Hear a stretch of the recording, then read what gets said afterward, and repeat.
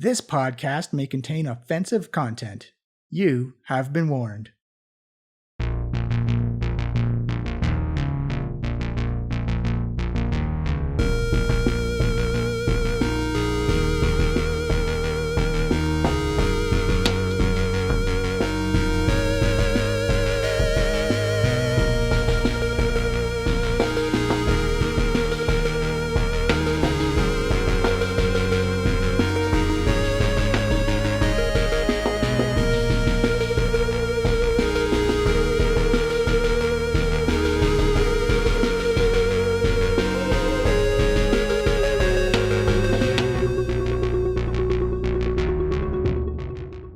Hello everyone, and welcome to the Diecast podcast. We are a live play 5th edition Dungeons & Dragons podcast. We're currently doing a Waterdeep Dragon Heist.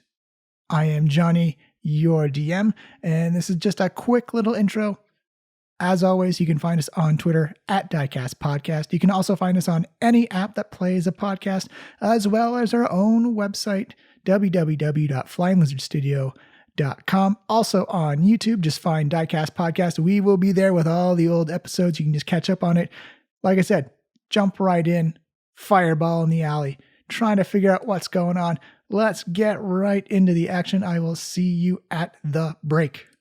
Hello everyone, and welcome to the Diecast Podcast. Here we are, episode 9, season 5 of Waterdeep Dragon Heist. Last episode, we had a bit of a immolation. I was going to say conflagration. I can never say that word right. That's all right. I'll just cut that part out later on. That'll be the real test. That'll be the real test to see how well I can mix that in. A giant explosion in Trollskull Alley blew out a couple of windows, killed a couple of people, and surprised a lot of the Trollskull Trio. And you guys did an investigation. You actually pursued a hot lead down into the sewers and got turned around pretty quick and came back. You came back to meet Saerth Cromley and Barnabas Blastwind, otherwise known as Columbo and Horatio. I'm so proud of that. Small things for the DM, but I'm just like, yes, I'm going to drop so much 80s and 90s references in here. It's going to be great. Early 2000s. Yeah, Horatio.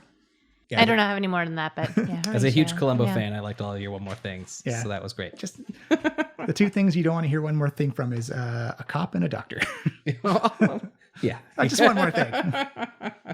And you guys were contacted by the Blackstaff right away to give assistance to the City Watch to help investigate the fireball explosion, a magical attack inside the city, which goes against the Watchful Order or Magister's Guild ordinance, because they don't like people slinging spells around all willy-nilly, because, there was 10 or 11 corpses all mixed into the pile. You did some interviews, you terrified some high-profile wives, some traumatized children. You herded them all into the Trollskull Manor to feed and supply them, and then that's when Alvin said, hey, we really don't have any food left over. But the Zents can feed us, no problem. Well, we'll see about that, Alvin.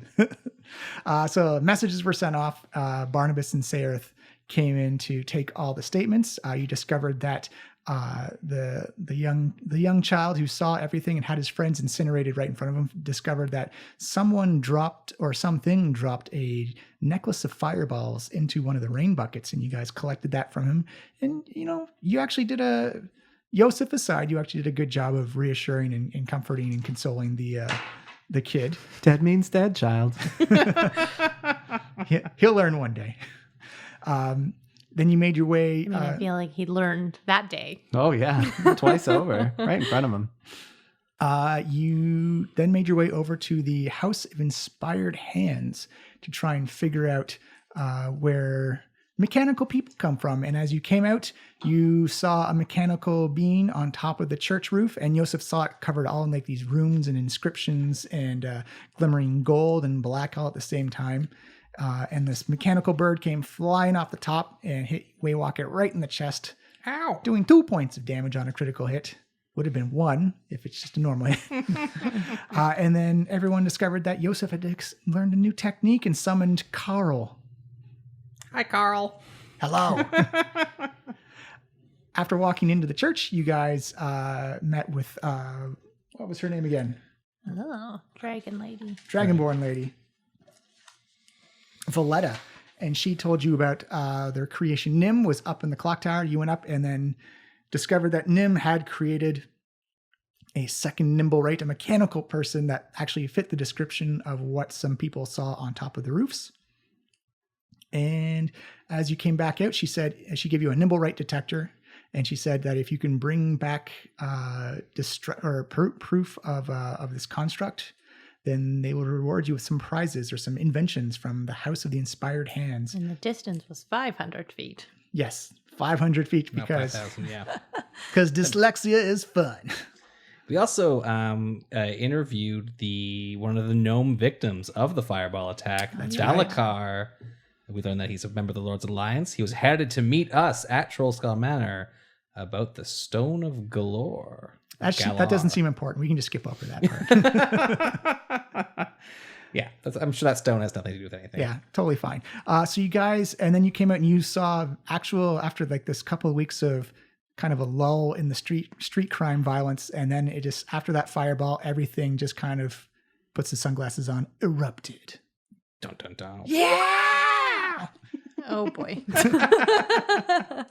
And I think you guys had a plan of Yawning Portal, Raynar, Davil. We got a lot to do today. Yeah, you got a list. So as we'll jump right back in. Also, what a difference a day makes. Consolation to all Leaf fans out there. They got eliminated yesterday. This is going to be a week apart. But I was going to say, this is like a long time ago. They've gotten over it. yeah, Although maybe the Raptors have done better by now. they're champions by that point. Super jinx. Knock on wood. It's fine, probably. I mean, let's be honest. Everyone's shocked when the Raptors make it into the playoffs regardless because, basketball is, not a sport that you think Canada would be good at. It's our sport, though. We made it. We invented it. What about those peach baskets? But, They died for our sins. it's like hockey The sins and of lacrosse. basketball. I mean, lacrosse we're good at, but nobody cares. I guess the important thing is we're still the North, right? We the North. I hate it. Also curling. We're great at We know curling. the guy who invented that. Oh. Let's Wow, jump into a sorry. more imaginary world, a more made-up world. Then No less fantastical. Just add a couple of dragons that show will take off in higher ratings. Add dragons to anything, that's true. But yeah, you are in the streets of Waterdeep, outside the House of the Inspired Hand. You saw a whole bunch of street crime go off. You notice that the assailants and victims are all sulking off to alleys as you hear the whistles and horns of the City Watch Guard come flooding into the streets. It looks like these are all just kind of like alpha strikes type of thing. But the City Guard have arrived and have started to kind of lock down the area a little bit. Where next, Wave Walker? Well, let's get a drink. Oh yeah, that's where we end. That's exactly where we left off. So. Yeah. So yeah, let's head to the yawning portal.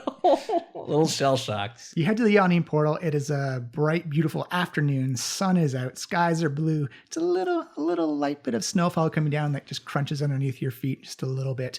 You do notice as you walk along, you do see more street crime than you're used to seeing. It's nothing serious. Couple fists are thrown, couple of knives are pulled. Not as dramatic as the first one, but it definitely looks like the anxiety and tension between the three crime syndicates has definitely amped up after that fireball went off. And it seems that everyone who was on edge is now kind of just letting loose on whoever seems convenient and close by. Hold on to your wallets, everyone. Actually, with the Malika Street Urchin background feature, you can actually avoid any checks to try and avoid street crime because you know these streets so well. I certainly do. You guys want to go the back way and kind of just, make sure we're... I've seen enough death for one day. Yeah. You guys make your way to the Yawning Portal. Durnan is still tending bar in his newly given South Texan accent because that's the one I like the best for him. You do notice the usual suspects around. Davil is in his corner. He sees you immediately and begins to wave you over. And you do notice that Raynar is sitting in a booth as well. Attention, everyone! It is us, your beloved heroes, the Trollskull Trio. Earlier this morning, our beloved manor was attacked in a cowardly fireball thrown by some sort of mechanical puppet. I've lost the thread of this. Whoever has information that can help us in our investigation to find and hopefully kill the perpetrators of this heinous crime, please come forward. Any information that would prove useful to us is worth 5 free drinks. Count them, 5 free drinks at our upcoming Winter Shield party. That's from the bar rail, not from their special stuff. And anybody who wants to buy us a sympathy drink today, now. We're suffering. We are. Give me a persuasion check, Yosef. A resounding 21. Ooh. Everybody likes Yosef for some reason. Everybody takes notice. So beautiful. And in this lunch rush hour, you see all the faces just of various elves, humans, dwarves, gnolls, kobolds, minotaurs. They all turn and face towards Yosef, and we're like, "Oh my god, I heard they were getting ready for their Winter Shield party. Like, that's terrible. Is the party still going to happen? And you immediately see people begin that background murmur of you've planted a seed of conversation amongst the yawning portal. Can I hear what they're saying? Give me a perception check or insight check, if one or the other. Your choice. Let's go with insight. It's an 18. 18. You can tell there's definitely the nothing specific, but there is a lot of concern that something like that happened to Trollskull Manor. They're kind of they've been hearing the hype, they've been buying into the system, and they're kind of upset that this Winter Shield party that's been pumped up these past almost a month now sounds like it's in serious trouble of not happening if people are hucking fireballs at it. My friends, you misunderstand me. We are the Trollskull Trio. We get to the bottom of things. We will find this perpetrator. This Winter Shield party will happen. I am an adept of the cult of the absence of the Poobash Abu. I will throw a party that will rock your mind, even if it happens on a pile of ash, bone, and the corpses of our enemies. But we'll still take your drinks. Give me yikes. Don't forget about those 5 free drinks. Give me a And the performance drinks check. for us. Definite performance. 15. Yeah. I'm feeling my oats up here. You actually feel kind of like the surge of support, and just kind of like, yeah, no one messes with the Trollskull Trio. No one messes with the Trollskull Manor. This Winter Shield party is going to be amazing. Well, Okay. Unconventional. To say the least. But this is what you wanted him for, That's true. marketing. All right, Darren, I need 2 of your cheapest. Do them a Wait, cheapest. what happened to the ones that we were going to try and convince everyone to buy us? Everybody roll me a D6. 4 or higher, and you get yourself a free drink. Oh, no. 5. No! I rolled max. I got a 6, so a drink just appears in my hand. Amalika, you see drink orders going in at the bar, and you do notice that anytime someone points to you, Dernan seems just to forget that order. Wow.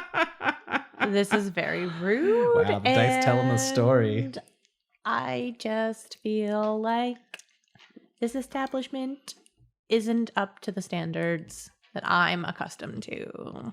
I'm more accustomed to having a 300 gold bottle of elven wine on my shelf. But you're I also guess next time you can fight the...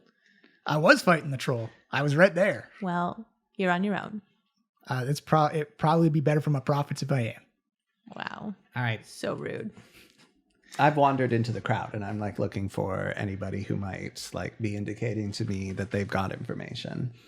Give me an investigation check, but use your charisma stat instead of your wisdom stat. Because it's like a social talkie investigation. Alrighty. It is a 19. Ooh. Yeah, you are rolling straight fire right now. It's still Jinx it. it's still very fresh. So people don't really have a whole lot of info, but you do get a lot of if they hear anything, they'll keep their eyes and ears and appendages to the ground, that if they do find something, they'll send something up to Trollskull Alley. You should ask them for donations.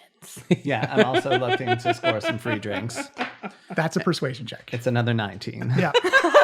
It's just while he's on fire, get us some money to fix the place. So Yosef, I have some basic questions for you. How many arms does an Aasimar have?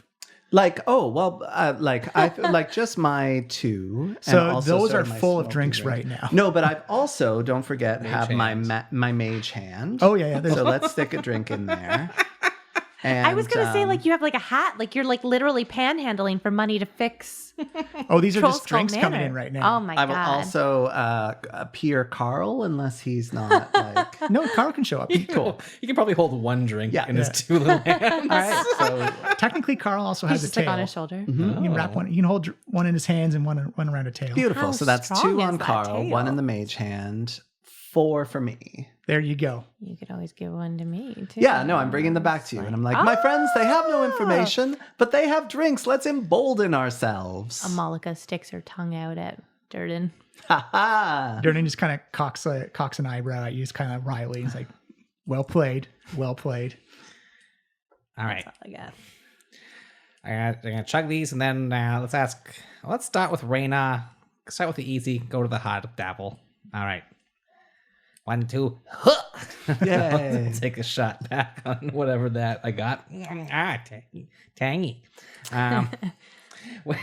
When I putter over to Reynar.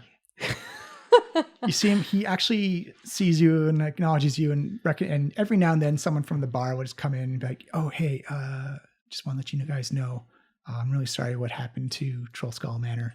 It's unfortunate. Also, here's like my resume if you ever need me for anything, or What are you good for? I can do security. I can sling drinks. Really, I'm just out of school. I'm just trying to find a.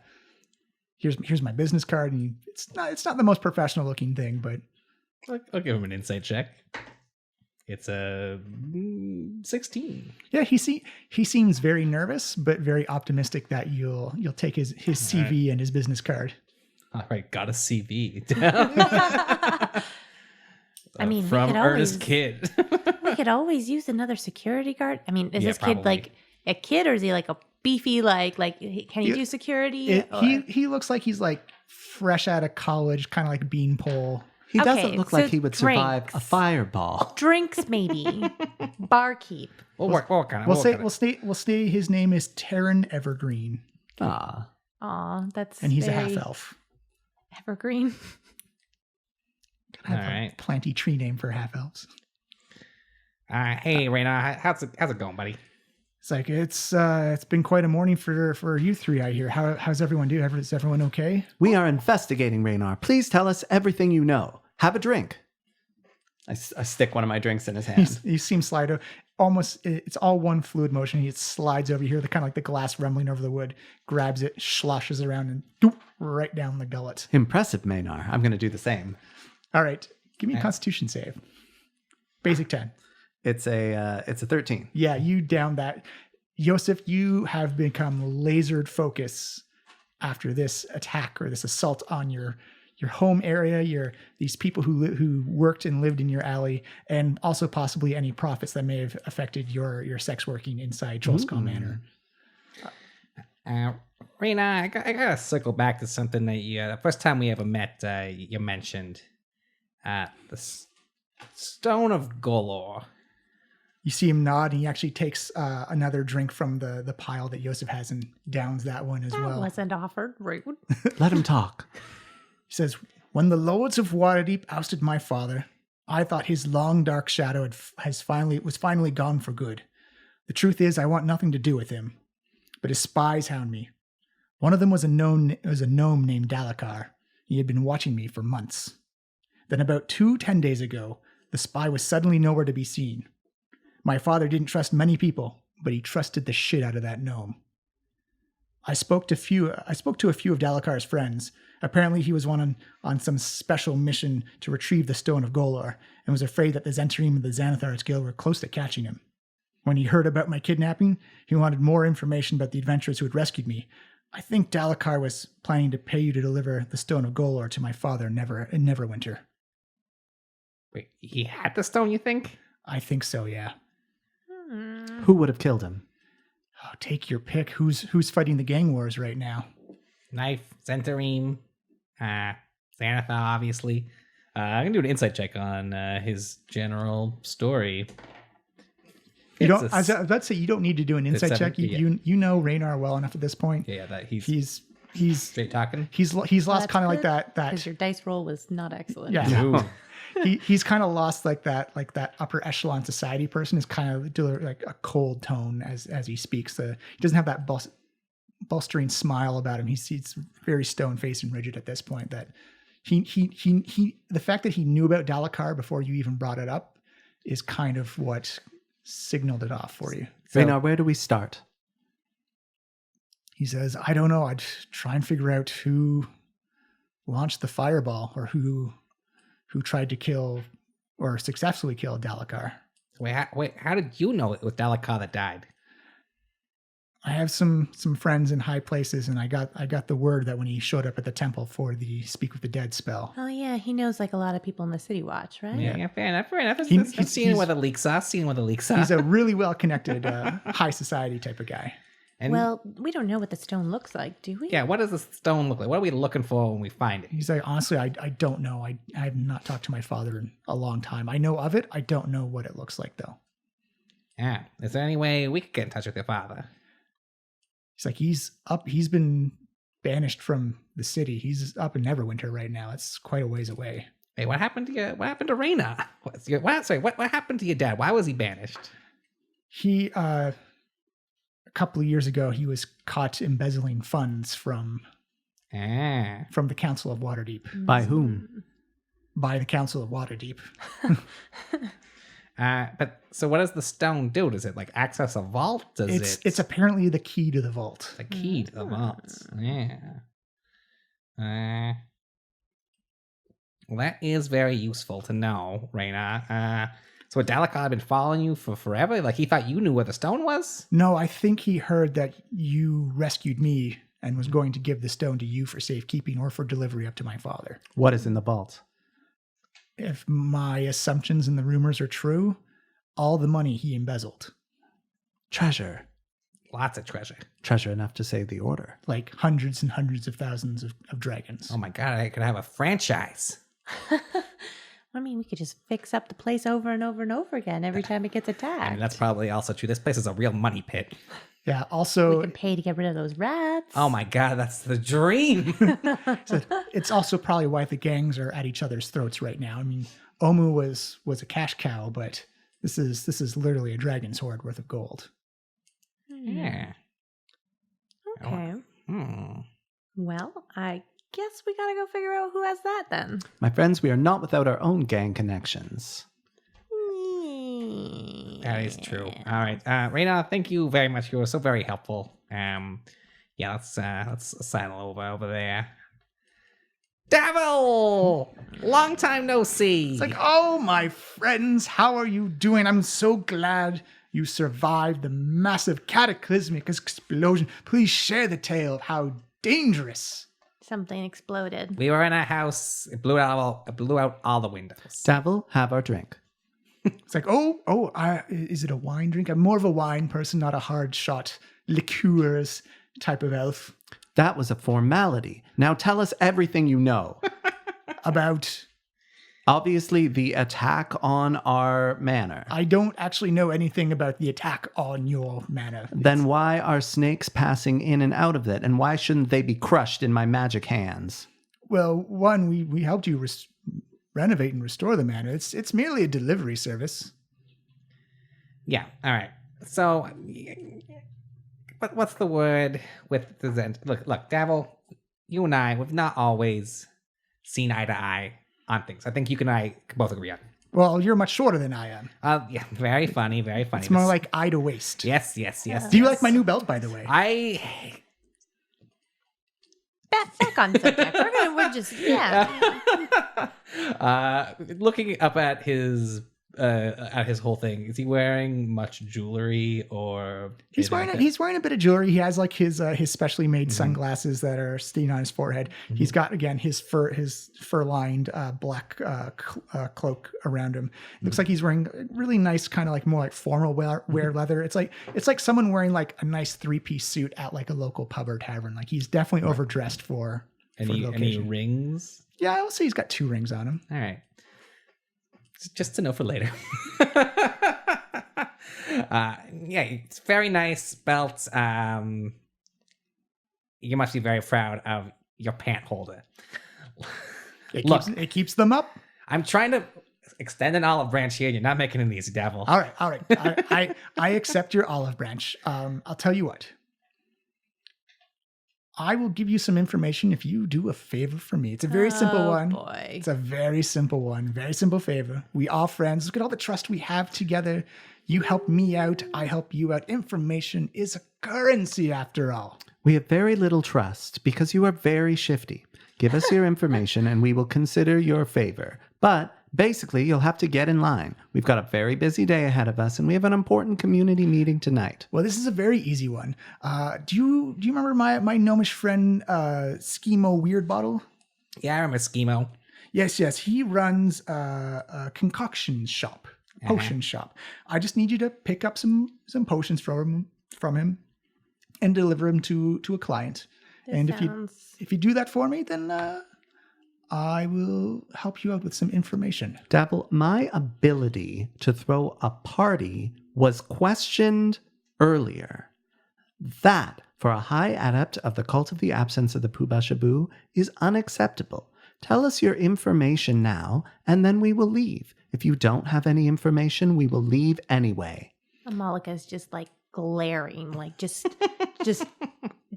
daggers. She has a lot of like physical daggers. Her eyes And are eye also daggers. And magical daggers. daggers.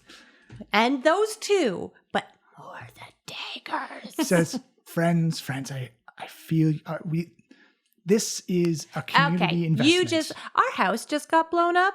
Like, we've been running around all day. And we will replace whatever is damaged to fix whatever is damaged. Just tell us what you know. We can figure it out. Well, tell you what, you do the delivery for Schemo, and then I'll help you out. Actually, I have a different proposal, Dabble, because I actually maybe already have some information you're interested in, and maybe we could do an exchange on that. And I think actually what I have is worth a lot more than you're going to give me. So that's a tempting offer. All right. What do you have?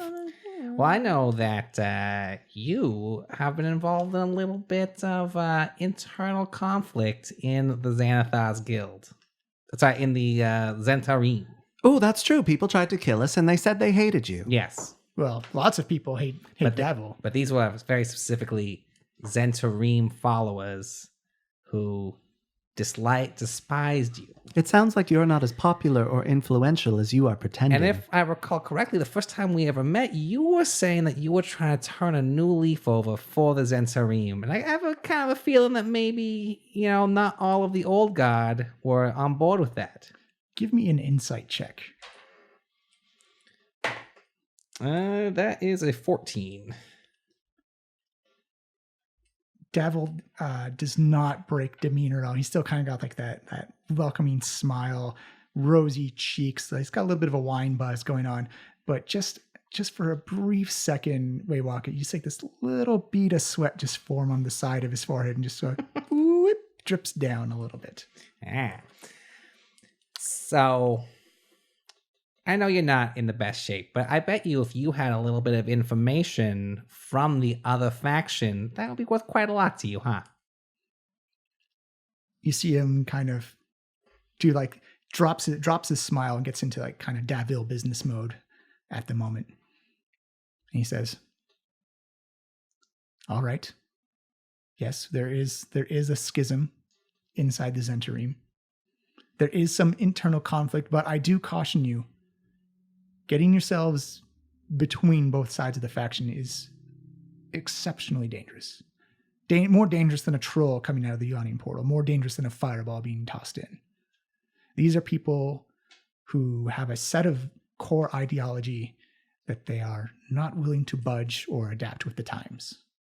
It feels more like we're going backwards a couple hundreds or thousands of years worth of ideology as opposed to being more open and accepting of as an industry. And what is that industry exactly? Oh, information, spies, assassins. Right. There are secrets out there, Mr. Waywalkett, that people will lay waste to entire towns and villages to keep safe. the Zentrine does have most of those secrets. I'm going to use my magic hand to dangle our one remaining drink directly over Davil's head. And then I'm going to say, there's only one of your precious secrets that we care about. Who threw a fireball at our beloved bar, curtailing our beloved Winter Shield party?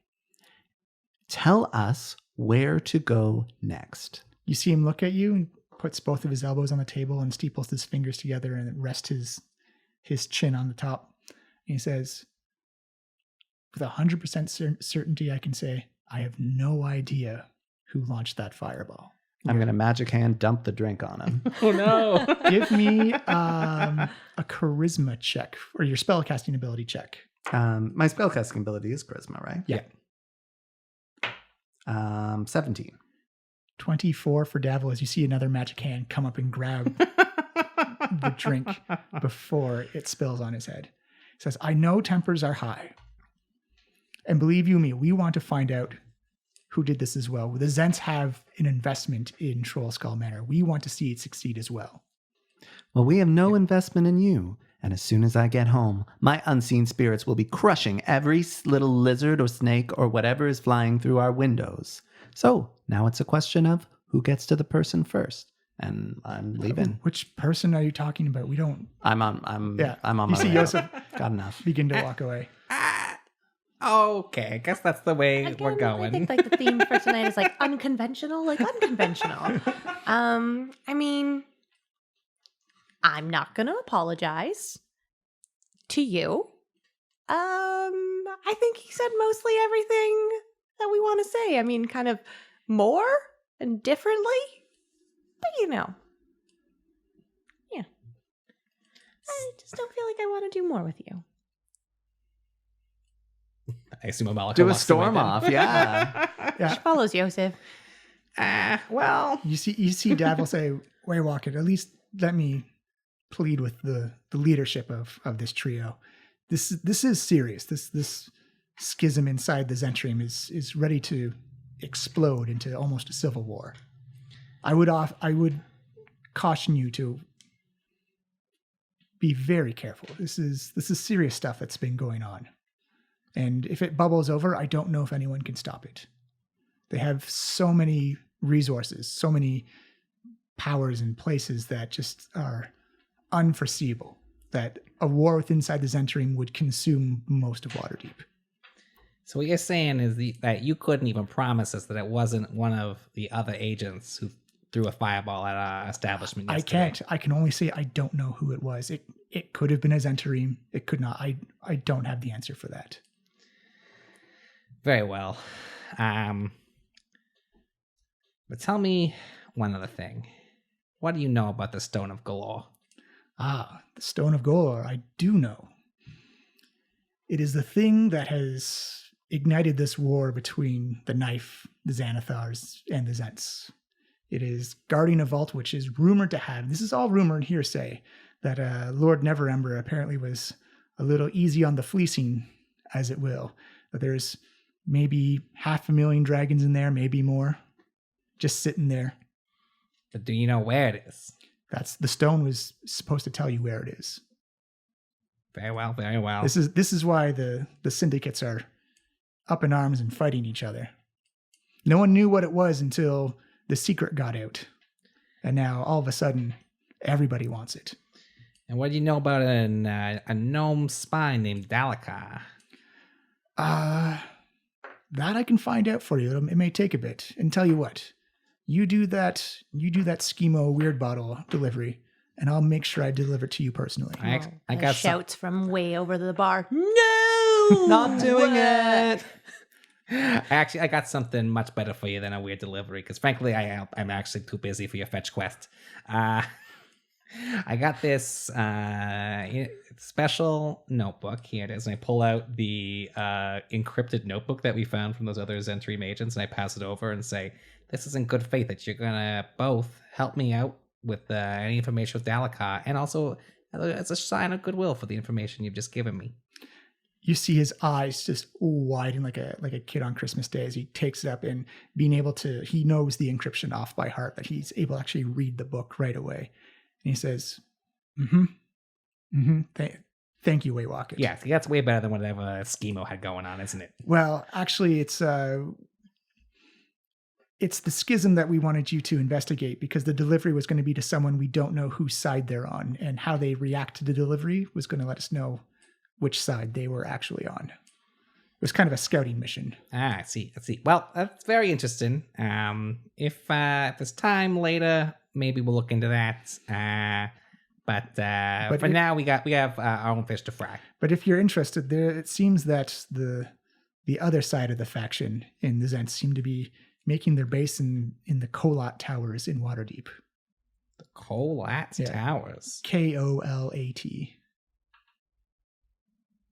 What? Do a history check on what the Kolat Tower is, or Are you trained in history? I am not, but I do have a +4 in it. I'll say you have to be trained in it, or Sure. be from Waterdeep to do that role. No problem. I'll ask Amalika later. Where the sounds of. All right. Well, that's good to know. It's in the North Ward, South. I just want to avoid it. I believe it's in the North Ward. Let me see for you. Actually, it should be on the map there. Oh. I think it's in the North Ward. What are we looking for again? The Kolat Tower. Oh, sorry, it's in the Southern Ward. Oh, there it is. Yeah. Oh yeah, near the dock ward there. Yes. Well, all right. Well, good medium talk. Weird that I'm now the most on your side, but here we are, strange bedfellows and all. It's strange times indeed, Waywalk. And please be careful. If you need money, just any help out type of stuff. If you need someone assassinated, or a loan, or trade goods of some kind, just come to me. We can help you out. Good to know. I am a little short on food right now. We can help you out with that. We have a provisioner. What's that going to cost me though in the long run? Honestly, you do the delivery for Schemo, and I can have the Trollskull Manor fully stocked for a month within a day. All right, give me 24 hours on that. All right. I got a lot going on. The city has literally exploded. Yeah. I can attest. My Windows can, especially. Yosef, as you are kind of like storming about the yawning portal, and I assume Amalika is with you as well. Mm-hmm. You see actually Raynar come up to you and said, I've just received a message from the Lord's Alliance, and they do have a request for you. Do they know who bombed the building? No, this would be an official Lord's Alliance request. What's their request? Well, it seems that the knife is short on people. No. And they are trying to recruit some evil adventurers. Then we wish you to put a stop to it. Why would we do that now? We're busy investigating this fireball. Didn't you hear my whole speech? I did, but this Harko Swornhold, if he gets inside the city, he may take this guild war or this crime war up to a whole new level. Do you have any information about this fireball? No, but I can find it out for you. This just happened like a couple hours ago. It's going to take time to find this out. How much time? I don't know. It depends. We have to see how the investigation by the City Watch is going. If anyone's doing their own private investigations. Amalika, you deal with this. I mean, we have a lot going on right now, and I really just don't feel like we have time to schedule this in at the moment. So if you want to come check in at Trollskull Manor once we're done everything for the day, maybe tomorrow, maybe the next day. I'm pacing around now. Yeah. I'm just kind of like... He actually looks at you and very much the same kind of concern that Davil has. If this guy gets recruited by the knife, he is going to do some terrible things. Ugh. We just Malika want you to stop. looks over to Waywalk and kind of flags him down and just, hey, Waywalk it. Okay, so I'm gonna move over, and then no, I'm gonna leave it. my revenge plan from earlier is cool. Okay. I just wanted to get him back for that belt comment. Yeah, I'll come over. This guy is saying that the knife is trying to recruit somebody and it's going to escalate the gang war. And I'm trying to say, we don't have time for this. Like, are there no other adventurers in the city that can help with this? Because, like, I'm not wrong. We don't have time for this, right? Yeah, so I need some more details. Right. Well, he's been spotted around the Southern Ward and Dock Ward. We got headed that way. He's got a couple of Kenku with him, and it looks like the knife is trying to recruit him into.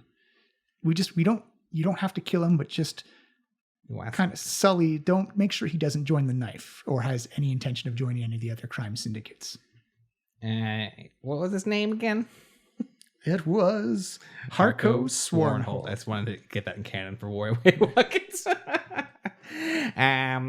And what kind of a creature is he? He's human male. Uh-huh. And it's very easy. He apparently sticks out like a sore thumb. He's got 2 or 3 Kenku with him. With Kenku. Yeah. And what's his? Doesn't seem like a very good. What's his like rap? Like what's his backstory? He's got a reputation of literally draining information out of people. I believe he's heavily invested in the blood magics. Blood magic's like kind of like a psychic sorcerer. Blood magic. Hang you over a magical fire, cut you up, and let you bleed until you tell all your secrets. I definitely don't want to be a part of that. Yeah, that sounds bad. Okay, it's like he's in town today. He's in town right now. Yes. Oh, all right.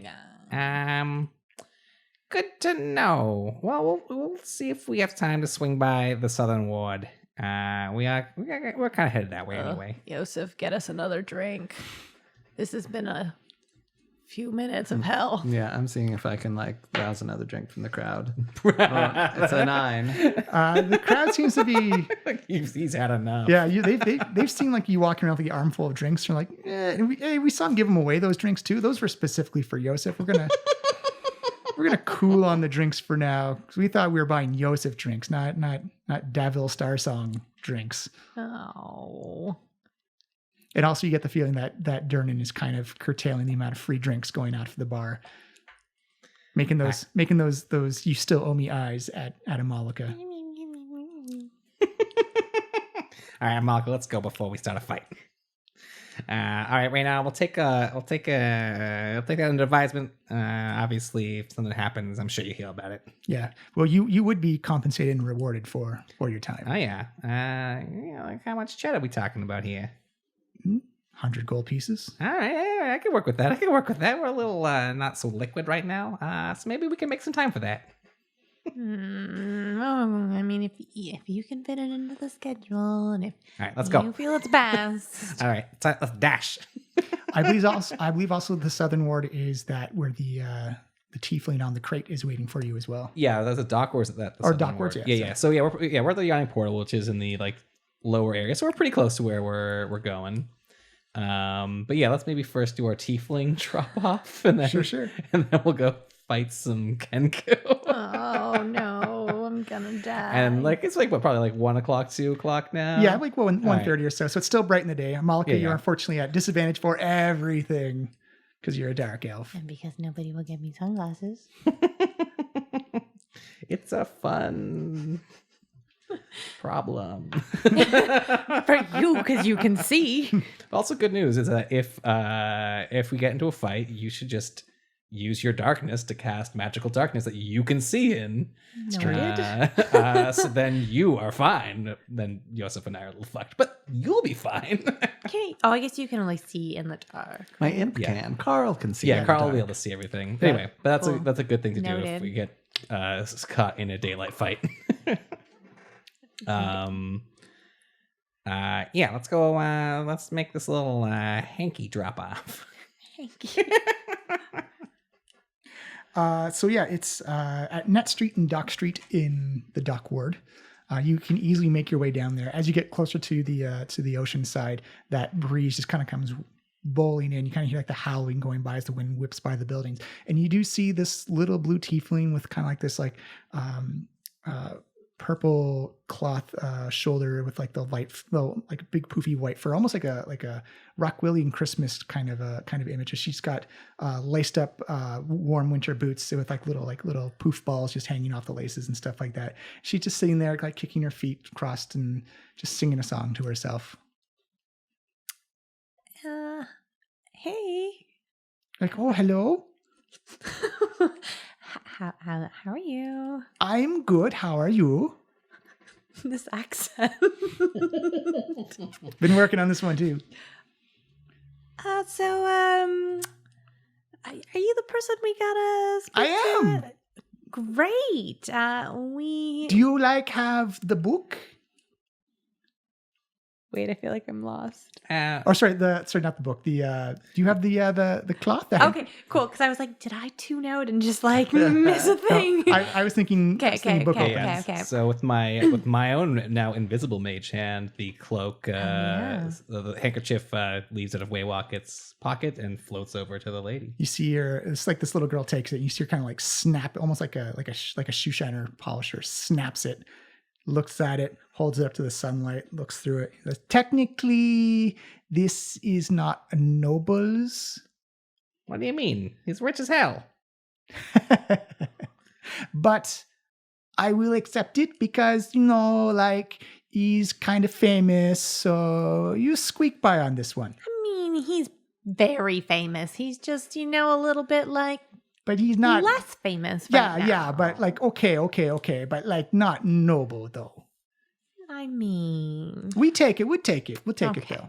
You see her pull out this piece of red silk that's been rolled up like a spring roll, and it's got a red and purple ribbon around it. It's like, this is for you. Malika grabs it. Thank you. Thank you. You see her pocket the handkerchief, and then just kind of in a puff of purple smoke, just poof. Oh, I guess no follow-up questions at all. No follow-up questions. What'd she give you? So Amalika undoes the little ribbon and I'm assuming it's just like. It actually kind of like unfurls like a scroll or like a banner. Okay, so. Yeah, and you can see that it's got this. It's written in Undercommon in gold thread. Oh. Fancy. Maybe we can sell this for something later. It looks like it's actually written from Jarlaxle himself. Oh, sweet. In gold. What does Derlaxel have to say? He says he wants you to deliver an expose to Gaxley Rudderbust. He's a publisher of a local newspaper called the Waterdeep Wazoo. Okay. Is that it? Yep, you'll find his office on the corner of Inmar Street and Stallion Street. Leave the story on his desk. Don't make it it's essentially like a stealth mission. They don't want you to hand it in personally. They want it to just be a mysterious anonymous donation or anonymous story that shows up. Like a ghost. Also, pull thread after reading this message. Can we play the Mission Impossible music? Boom, boom, boom, boom, boom. And you notice that at the bottom there's kind of like this like golden frill, and one of the threads is a little bit longer than the other one. Okay. Well, we got everything we need from this, so I guess we do this. And Malika just tugs on it. As you pull the thread, you notice that all the stitching on the lettering just becomes undone, and you have a handful of golden thread and a long golden red ribbon or scarlet red ribbon in the other hand. Okay. Well, I'm just going to shove this in my pocket for now. Who knows? Maybe gold thread will come in handy someday. Maybe I'll learn how to write in gold thread. Where's the story? Was it like it's in the?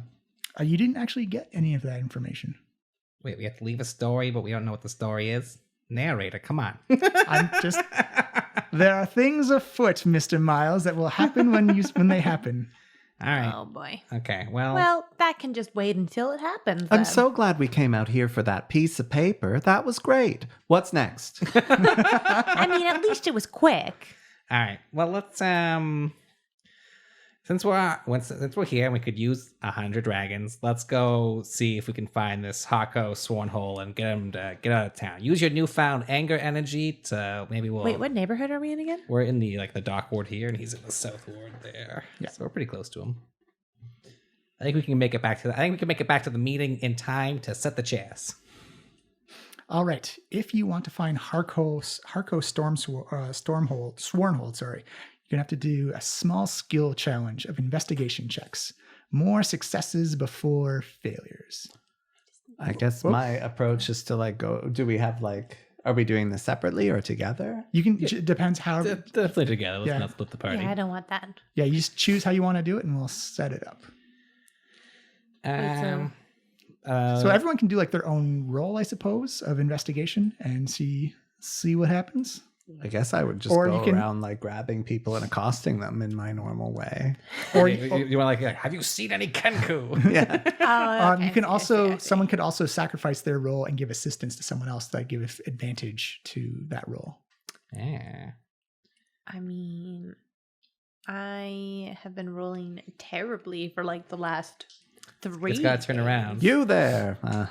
I'm off on my own. Investigation check then, please. Not great. Only a 3. 3, you see just this look, you grab like the kind of like this elderly couple and like, tell me of Kenku, and they look shocked that someone just randomly came up and grabbed them. Do you flare? You've also got your spectral wings now at this point. You can make people afraid of you if you want. Yeah. Can I use that Because as a his backup demeanor isn't already. Yeah. Immediately you see these black. Actually, describe your spectral wings. Well, they're sort of like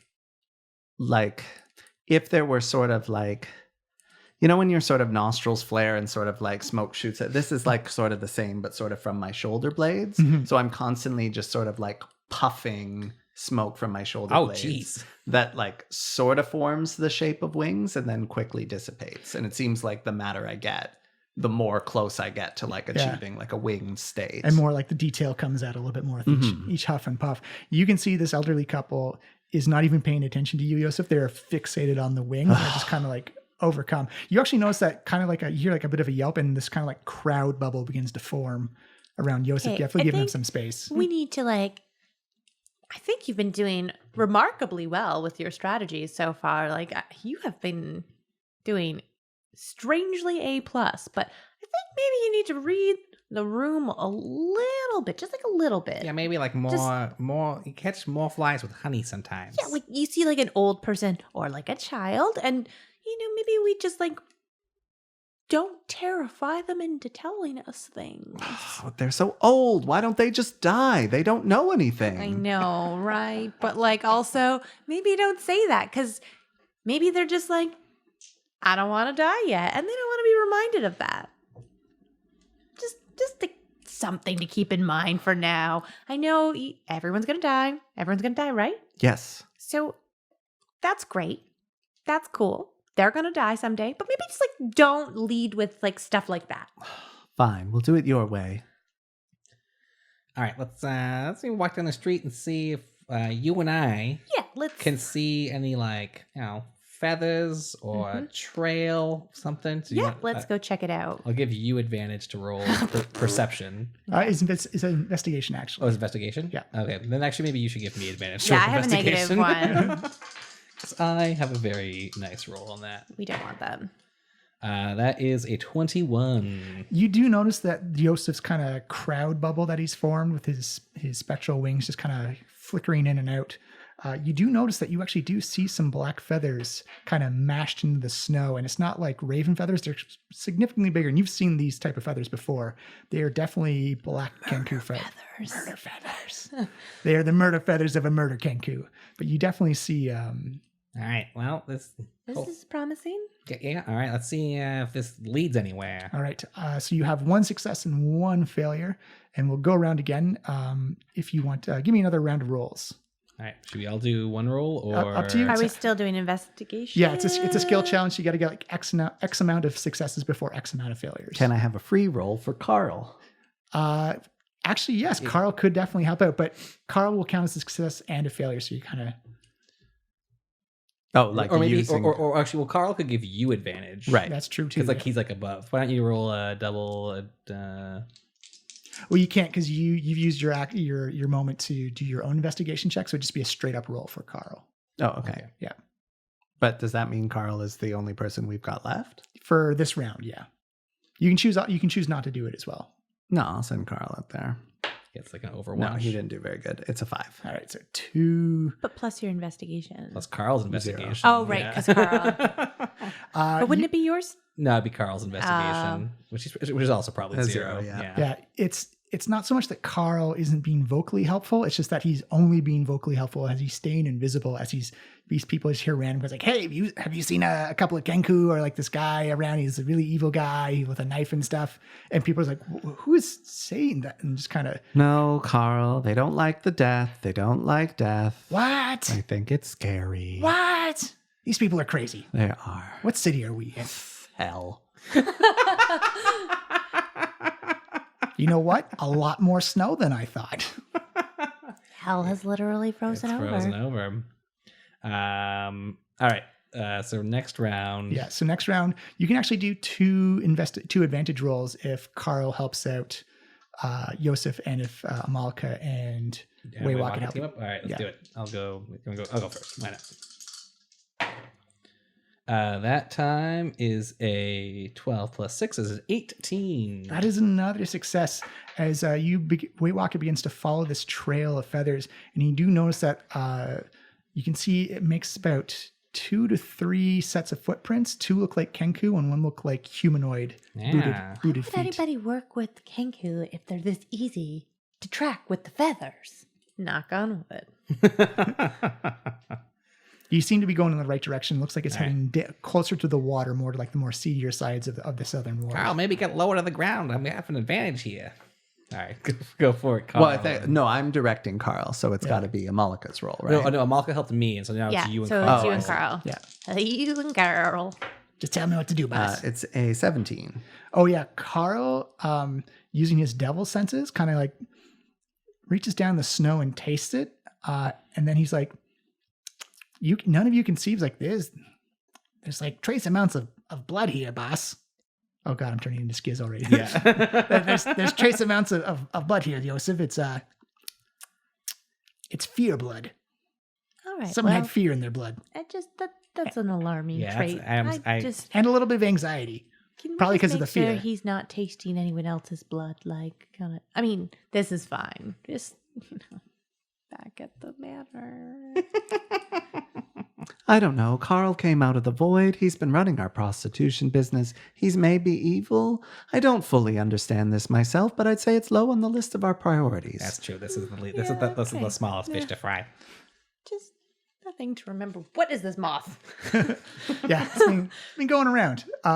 You do actually, as Carl says that, you actually see down an alley. You can see what appears to be this human male and kind of like these red linen tunic. He's got kind of like this fancy frill on his shoulders that have like little, looks like animal skulls hanging off of it. And you can see 2 Kenku who are sitting and perched on crates next to him. And it looks like they're going over like a coin purse or a coin pouch that they've just taken a hold of. And you do notice that their hands are a little bit bloody as you see one of the Kenku look up and points at Waywalking. He's like, "Take that, you Kenku bastard!" Oh, hello again. And before we go to break, we're going to roll initiative as soon as we come back. Oh yeah, Ah. that makes sense. Interesting.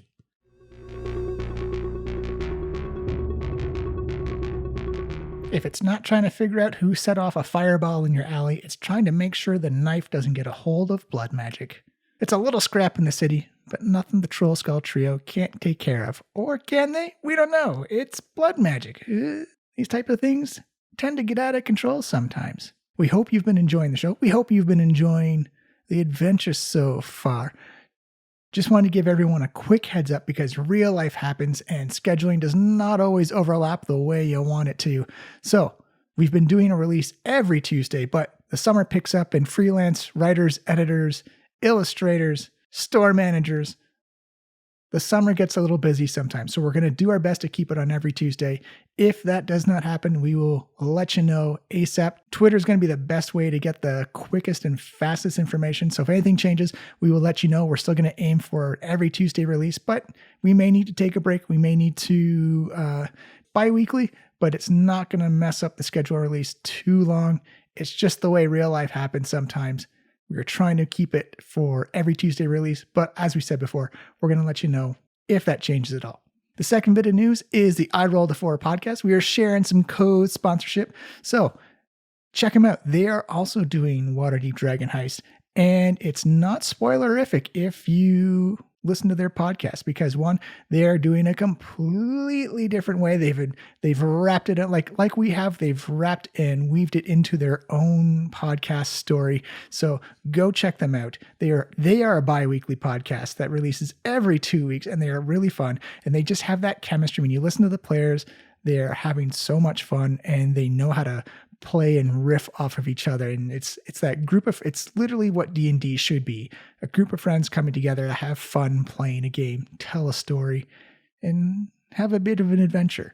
So go check them out. Doing cross-promotional advertising with them. They are a great, solid podcast. We're going to play their little bumper at the end of this clip, and that is it. It is a quick one. I hope everyone has had an awesome week. Summer is just around the corner. If you live in Toronto, it is hopefully better elsewhere in the world, but enjoy the weather if you can. Hug a family member, tell them how you feel, and play more games, listen to more podcasts, see more streams. I hope everyone's having a great time. We will see you next week with the conclusion to The Longest Day, Part 3. I love everybody. Have an awesome adventure with each other. Hail and well met, weary traveller. If you're looking for a tale of fantasy, adventure, and slapstick, you've come to the right place.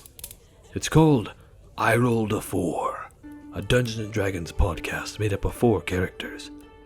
The caring elven cleric, Olivia. Stop being empathetic towards spiders. I can't. I'm empathetic towards everything. The steadfast half-elf paladin, Tikal. I have a knife in my boot and precisely 972 ball bearings in my butthole. We lost a few of those.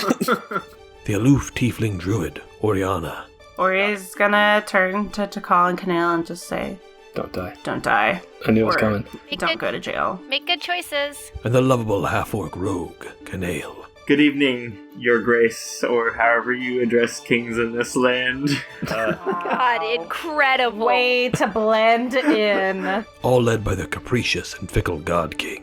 Canale and Olivia both give me Constitution contest against this weasel's strength. Which again, crazy sentence. Hear them battle industrious kobolds, uncover ancient treasures, and save the King of Neverwinter while making one hell of a mess on their way of trying to get paid. Because friendship was the real treasure. And then all of a sudden, wow, wow. And then I start making out. I'm just kidding. Are you interested? Then pull up a seat at our table. There's always more room here on I Rolled a 4.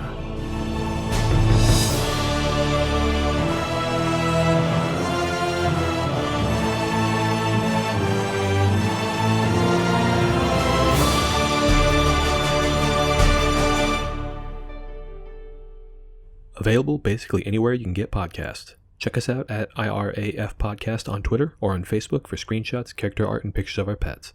See you at the table.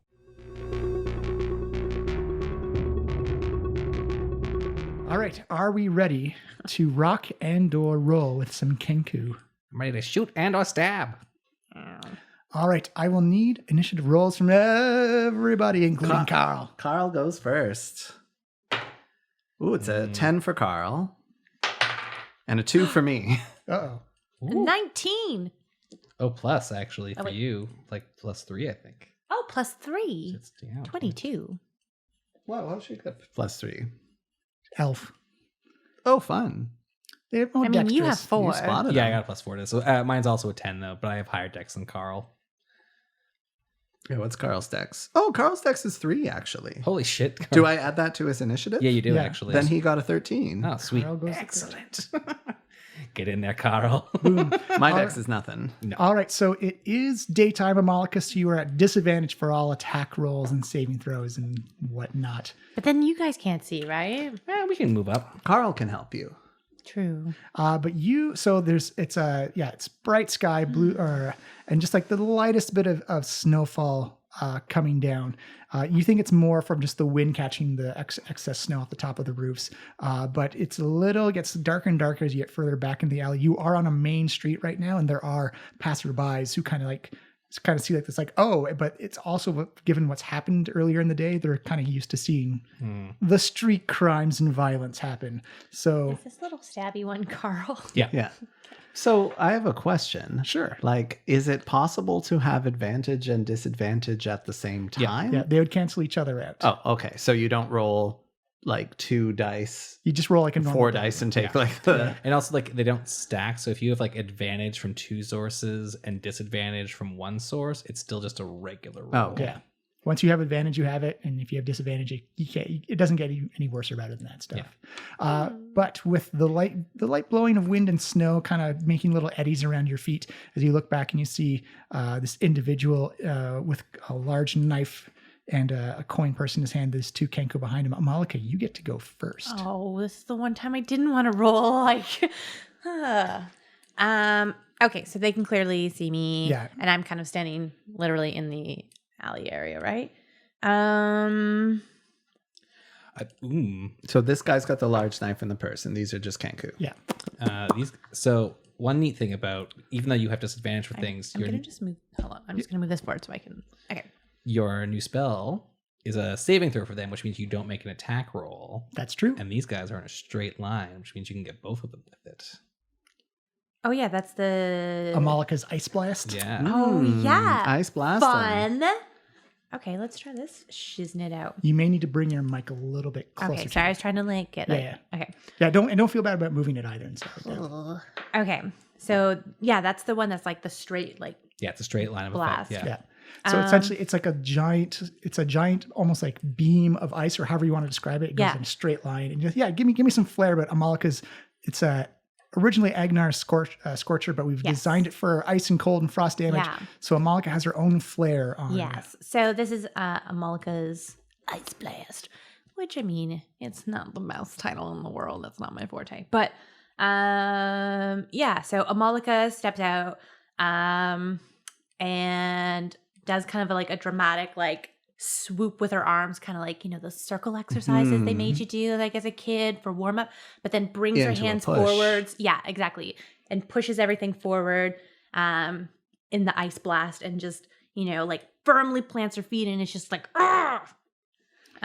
what comes? Is it like a single beam? Is like multiple pieces of ice going forward? It's going to be like shards, like she took up like just shards of glass, or ice blast glass. So you you see Amalika like plant her feet and kind of force her hands forward, and you see like this force of energy just get below the snow behind her as you see ice shards form from her hands and go shooting forward. And that's a dexterity save for both of them. Yeah, those 2 guys. Did you move her up or? Yeah, you got to move up a little bit to get. Oh wait, do I have to move up? You don't. You can use your meta magic to extend your spell. Oh, actually. Oh, cute. Yes, you could actually. If you wanted to meta magic and extend your spell, you could double the range and stay where you are. You might as well hold you on had Do I to have that to range. use a spell point? Yeah. Yeah, one of your sorcery points. But you got 3 of them. Might as well. Oh yeah, but those replenish After a long rest. After a long rest. Yeah. So like overnight. Yeah. Okay. So up to you. You can. I'm gonna stay put and definitely use that because. Yeah, cool. Yeah, that's totally awesome. I forgot you had that. I'm afraid of people. So blast them. Things are continuing. I haven't moved forward, and you shoot a beam or a funnel of shards of ice. Roll me up 3d8 for frost damage. And I'll see. This one's a d8, right? Yeah. This one's a d8. This one's a d8. Okay. Yes. Sweet. That's pretty good. Oh wait. So 13. 13 ice damage. What's your spell save DC? Should be on your character sheet in the middle. Spell save DC. Spell save DC. Oh, 14. 14. So the guy with the knife fails. The Kenku behind him saves. So the guy with the knife is going to take 13 frost damage, and the Kenku is going to take 6. And then I'm going to guess it's the end of my roll. Yeah. Can I move here? Yeah, totally. Yeah. I'm going to go hide a little bit. Get that line of sight off a little bit. Do I need to track that I've used a spell? Yeah, so you use a 2nd level spell and 1 sorcery point. So you have 1 more 2nd level spell and 2 more sorcery points. Yep. Okay, so So 3. Based off of that, the Kenku looks severely hurt, and the guy with the knife looks bloodied after just being like, you see, like, Holy shoot. pop, pop, pop, pop, pop, almost like he's being Yes. like almost like a paintball gun, or just like these explosion, like these ice shards, just like popping right through him and actually hitting the Kenku behind him, as it's just almost like this perfect like a cylinder of ice just goes firing right through them as they hold up their arms and try and stagger back, and they've got like shards of ice sticking in their hands and their forearms and their guts as they took an awful, brutal beating at that. Fancy new spell. Fancy new spell. Pretty fancy. The Kenku are going to go. They only have one attack, but they're going to fire one at. It's going to be Yosef and Waywocket because they can't see Amalika anymore. All right, guys. So at Waywocket, that is a boom. As you see, a short bow. It's a 19 versus AC. That is, you know what? Shields. As you see, Wow. instead of this magical box or box fortress coming up, you see this like invisible shimmer of a shell come up over Waywocket, and you see the arrow would have struck him right in the face, but it kind of like gets within a few inches and just bing deflects off and actually lands in the snow next to you, Amalika. You made something real. And against Yosef, ooh, that is a 13 versus AC. Yes. That is a hit. And there's no one adjacent for sneak attack. For 3 damage as you get hit in the shoulder. Ka-chunk. Remember, then that would have been near death. Yeah, I know, right? When one little thing was just like, oh no. Take that, you Kenku bastard. No, I can fucking live with that. You're going to see them dart around the corner in the back. Oh, no. Get back here. I just noticed that that's like a velociraptor. Yeah. You don't have Kenku minis. No. I mean, I'm okay with it. I'm fine with it. I enjoy this. It is Carl's turn. So what, like, in what way does Carl help? This I'm really unclear. You essentially you say you take the help action and then you just give it some color and flair, but Yes. what he's doing to help while he's invisible. So he can be like grabs his shirt, pulls it over top of his head, just kind of like pokes him in the eye, or like throws dirt in his face or something. But is Carl helping anybody in specific, or he's just helping? Let me pull out the rule book for it. Actually, Like, I think Carl is basically just causing a distraction so that one of us gets a more advantageous hit. Yeah, exactly. He's like Stitch in Lilo and Stitch. He's like just like a little bit more of a menace.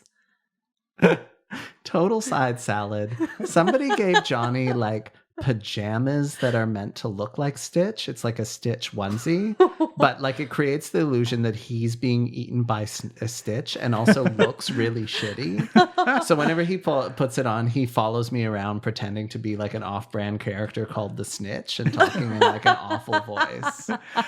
so based on the DM screen for help action, you pick the creature you want to help. So you got to pick either Waywocket or Malika to help out, or yourself, in or this yourself, case. Or Yosef rather. Yeah.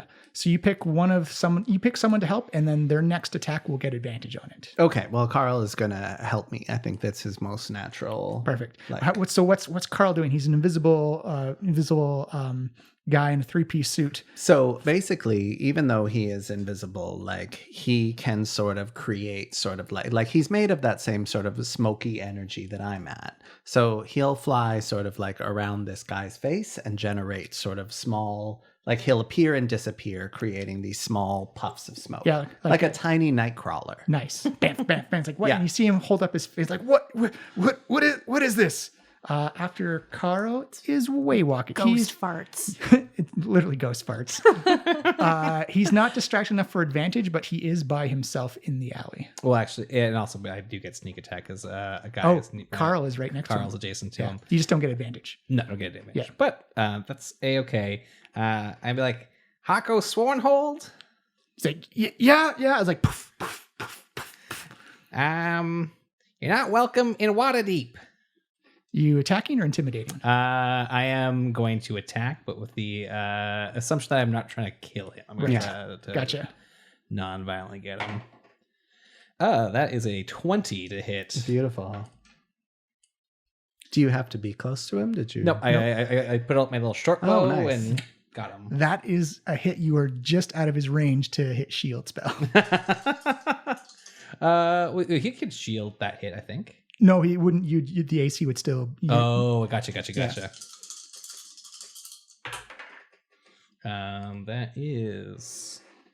Oh my gosh, I love more sneak attack die. 11 plus 4 is 15 damages. The legend continues. You've definitely hawked this guy. Sweet. What does this mean? Yeah, what's happening? This is the knife guy, right? Like they were gonna. That's what we believe. even Yeah, know. this guy working for life. So it sounds like a Waywalker question. Frankly.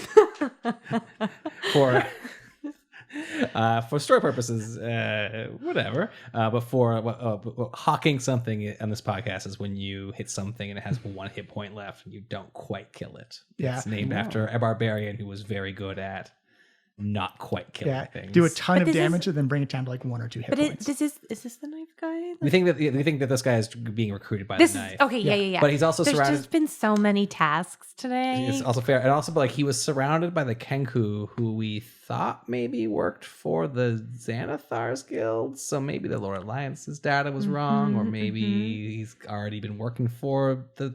Who knows? Okay. Intrigue.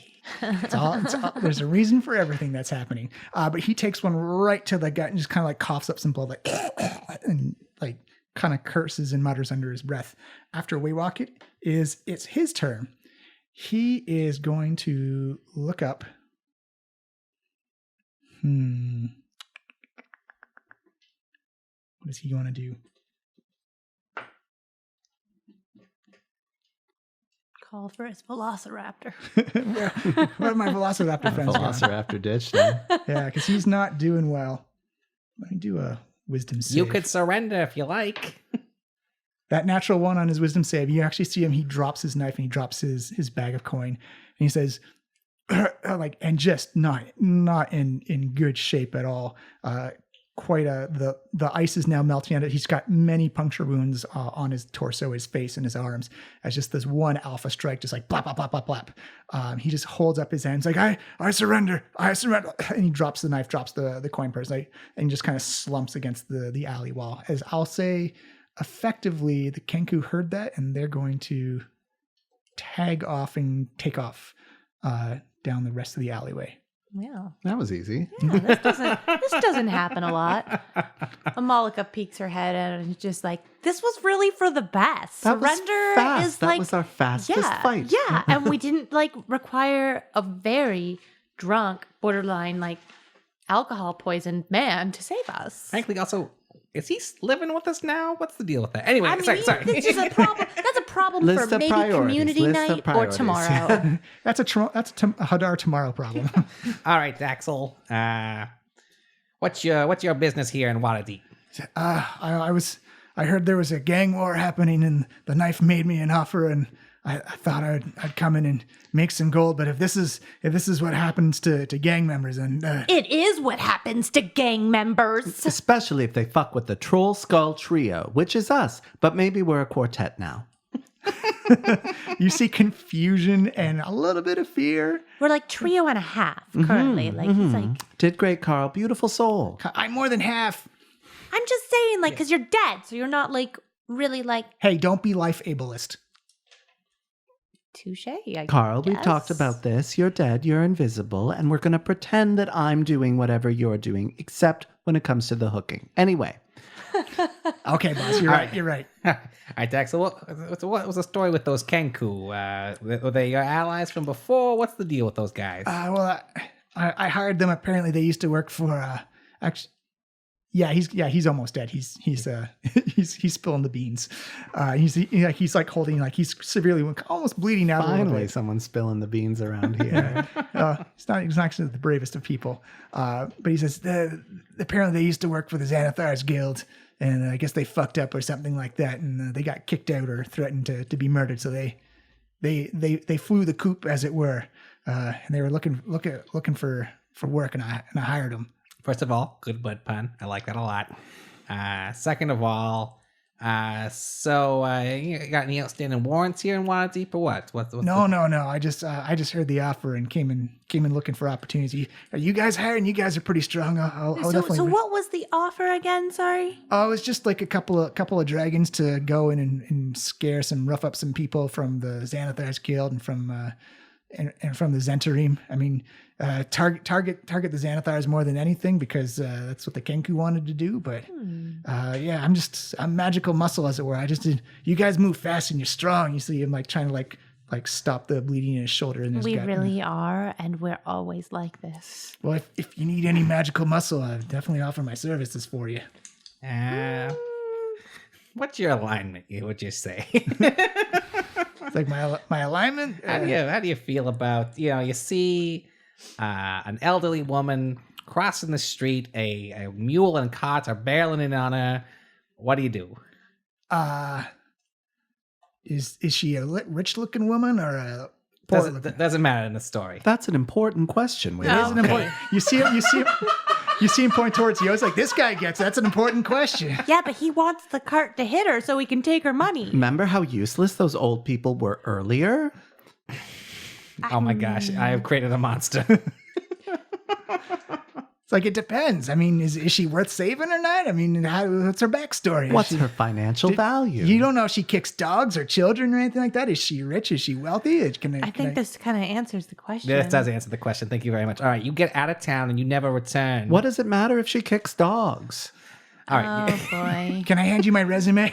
All right. I mean, we are taking CVs. Yeah, we are today. taking CVs. All right. If you got a CV on you, we'll take it. He's like, I actually do. And you hold me like this parchment's like just soaked in like water and blood and stuff like that. It's kind of droopy as he hands it off to you. Amalika, would you clean this for me? Legible. You're just gonna hold on to that for a second though. But Amalika just kind of like flicks the blood and water off of it, just kind of disgustingly, like. It kind of makes like a Jackson Pollock on the side of the walls, like, and like the water kind of freezes, like makes like a little red slushy on the side, and kind of just like drips down the side. All right. You can see, I'm gonna actually start a business called Prestidigitation Painting. So trademark. Prestipating? No, Presta paintings, Anyway. Prestidigita paintings, Prestidigita paintings is pretty good. Yeah. There you go. Trademark. I was trying to think of like a D&D pun for Amalika Etsy Maya store. 2019. You do see, he's got a lot of magical skill, a lot of blood magic rituals and stuff like that. Give me an Arcana check, Amalika, or whoever else is interested. Give me an Arcana check. I'm training that. I'm so trained. Whoa, beautiful. A natural 20 Hooray. plus 1, 21. 21. I rolled a 19. I rolled a oh. 19, so I got 25. Look, I have had a really long drought with the dice. Yeah. Let me have this, Miles. Okay. It's not the most practiced or well-known magic, but you have heard kind of the inklings. It's kind of like that dirty secret that mages know about, is that blood magic can do some really mean and nasty stuff, but it comes with a bit of a price. So you pay some blood to get some really spectacular and powerful effects that almost kind of, you think for wizards they call it kind of like jumping the line about how powerful you can get, but you literally Jumping the shark. Blood Sorry. shark. Morally jumping the shark. It's a lot We of. were going for like all the TV references. Yeah, it's a lot of power with not a lot of work earned. You just literally got to pay for it in blood. All right. Well, we have this. We'll send you a sending stone if we need it. But in the meantime, scram, scum. Like Do we still get the 100 dragons? Oh yeah. you see him point to Amalika. Is like she's very strong. Oh yeah. She'll whoop your butt if you come back in the city. This is her town. She's born and raised. Well, that's why I want to work. I want to learn. I mean, we have your CV, and I mean, we have gotten a lot of CVs, like 100% more than normal. So I would just say we will definitely keep you in mind, and look it over and let you know if you're one of the stronger applicants that we're interested in. Should we decide to proceed with the non-existent position that doesn't really currently exist.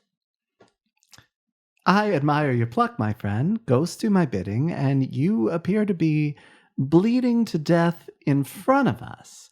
So maybe come back when you're feeling a bit more confident, and we'll reconsider your application. No, I think look, out of the city, and if we are interested, we'll let you know. Exactly. We'll be in touch. Let's just like not invite him back. I liked the questions you we banished answered you. during your interview. You see him kind of like grab a couple of bandages and wrap them around his shoulders. Like, all right, I'll I'll get in touch with you guys in like a week or so just to check in. You know what? It's not one of those like you can call us. We'll call you. We'll call you. Oh, I just want to do a checkup though, like just because we're all on the same page. He's got the hustle. All right. Yeah, get out of here. I want to see the back of you.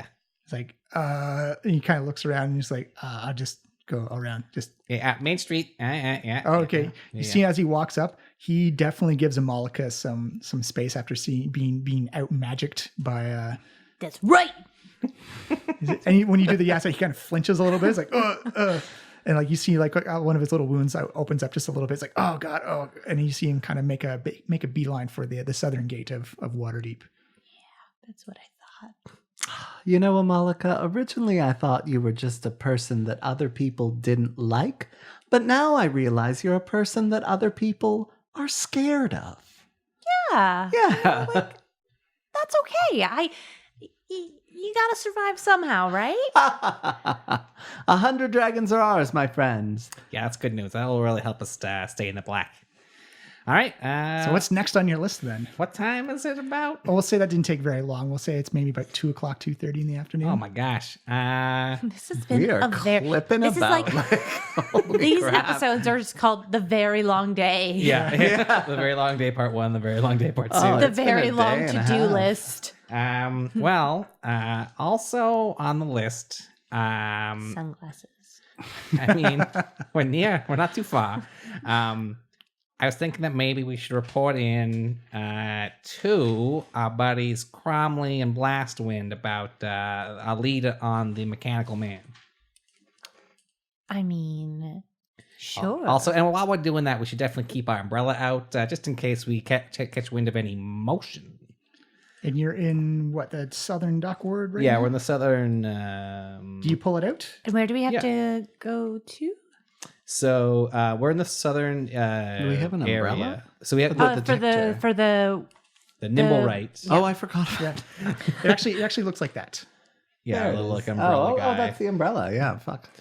It's cute. It takes an action to activate. Okay. But as you do, you actually do notice it's very faintly spinning around. Oh my gosh. This day maybe got even longer, friends.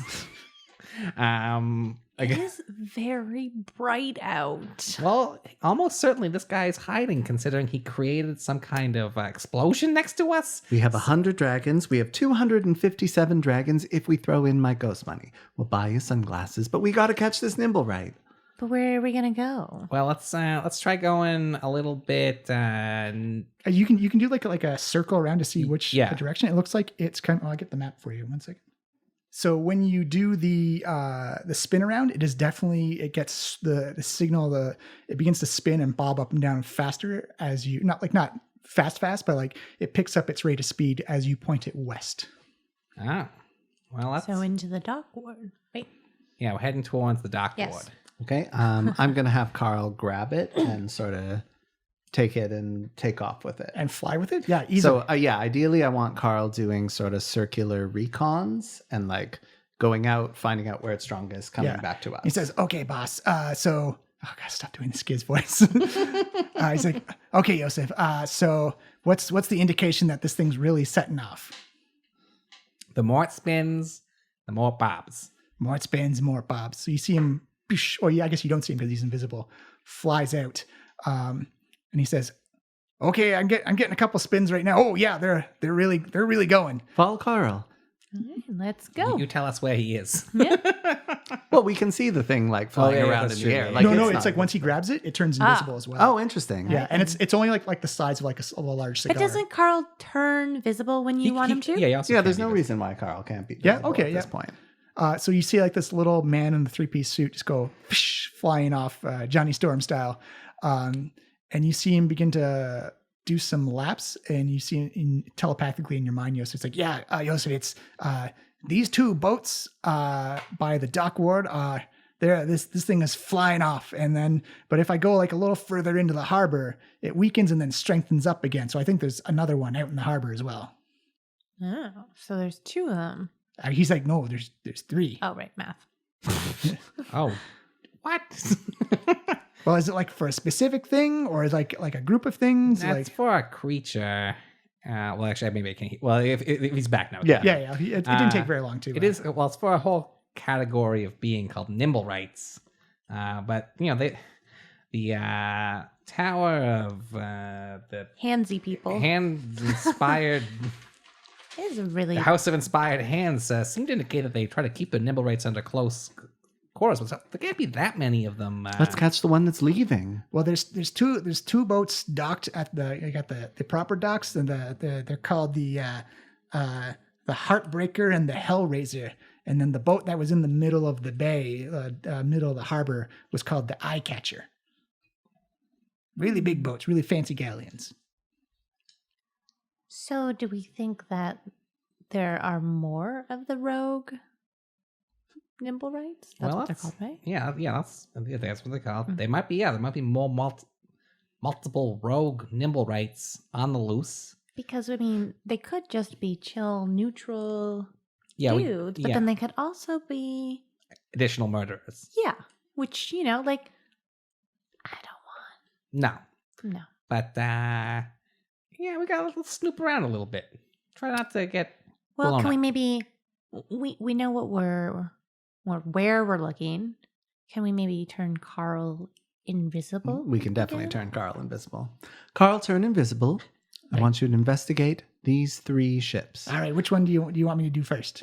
Go in order of where they're docked and see if you can find anyone matching this description.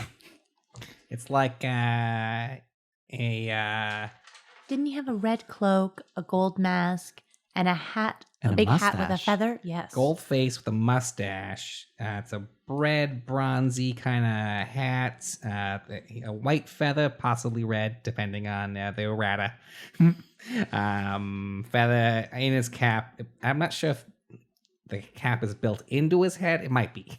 Start with the ship in the harbor. Follow up with the 2 ships that are docked. Go. Okay, you see him fly out to the ship in the... Give us back the detective. Oh, okay. hands it off, and it's like as you're down by the dockwards, it's humming pretty well, as you hear kind of like this mental image or this mental narrative of Carl comes like, all right, so here I am. This is the Eye Catcher. It is quite a big and fancy, ostentatious type of galleon here. There's like humans and half elves working on it, just slipping around. Do you want me to go inside at all? I mean, like there's like portholes and stuff that I can use, but do you want me to go in a door? Find the metal man, Carl, any way you want. All right. I'm gonna go in a porthole. There we go. He inserts himself into, let's pick it randomly. That one. Okay, he's like, all right, it's like, like wood and stuff. It's typical boat stuff. I'm not really a sailing expert, so bear with my descriptions here. Okay. I'm going down a hallway. There's a lot of steam in here. It's like feels very, very dense and moist, just there's steam in here for some reasons. Okay, I'm sliding down. There's like lots of doors. I'm in the hallway now. There is a door here at the back. Do you want me to try and open it? I think you know the answer is yes, Carl. You see him he sees pushing in like, oh hey, this is totally unlocked. Oh yeah, awesome. As you see him go in, he said, okay, this is someone's main bedroom. This is really fancy. There's a big fancy bed here, and it smells like really nice lavender in here. It's very choice. You would enjoy this as a cologne, Yosef. This is really nice. Well, congratulations, Carl. You've located lavender. Do you see this metal man with the mustache? He looks in the corner. He's like, there is a metal man in here. He doesn't have a mustache on. Well, he's got a mustache. It's more like metallic mutton chops type of thing. He's just kind of sitting in the corner. It's like he's a metal man. He looks like a lot of grays, kind of like a black metallic bow tie type of thing. He's holding a tray. Doesn't match the description, Carl. Let's move on to the next boat. You see him fly out. He's like, "Oh wait, there's some crew down here, and I think that guy and you lose connection with Carl. Carl's dead again. So we had enough time to check out the boat in the harbor, and there was a metal person on it, which the barometer told it, but didn't seem the right one. What do you say we move on to the boats docked? I guess so. So which one was the one that we just checked? The eye catcher was the one you checked. Yeah. Okay. So then there's the Heartstopper. Heartbreaker. Heartbreaker. I know because the song's stuck in my head now. And the Hellraiser, I believe, is the other one. I could have remembered that also because I immediately thought of the movie, but I was too busy with Heartbreaker. All right. Well, without our magical scout, we're gonna have to do the old-fashioned way. Can I sense the presence of Carl, or he's just? He's gone. Okay. He's gone. He was murdered by something. He said he saw. I think that someone sees me and then gone. Is it only one unseen servant, or was that a separate specific? That was a different, a whole different thing than the unseen servants. They're still in wait if we need them. Although they can't fly. They're not as useful as Carl. They can't fly around and stuff. Yeah.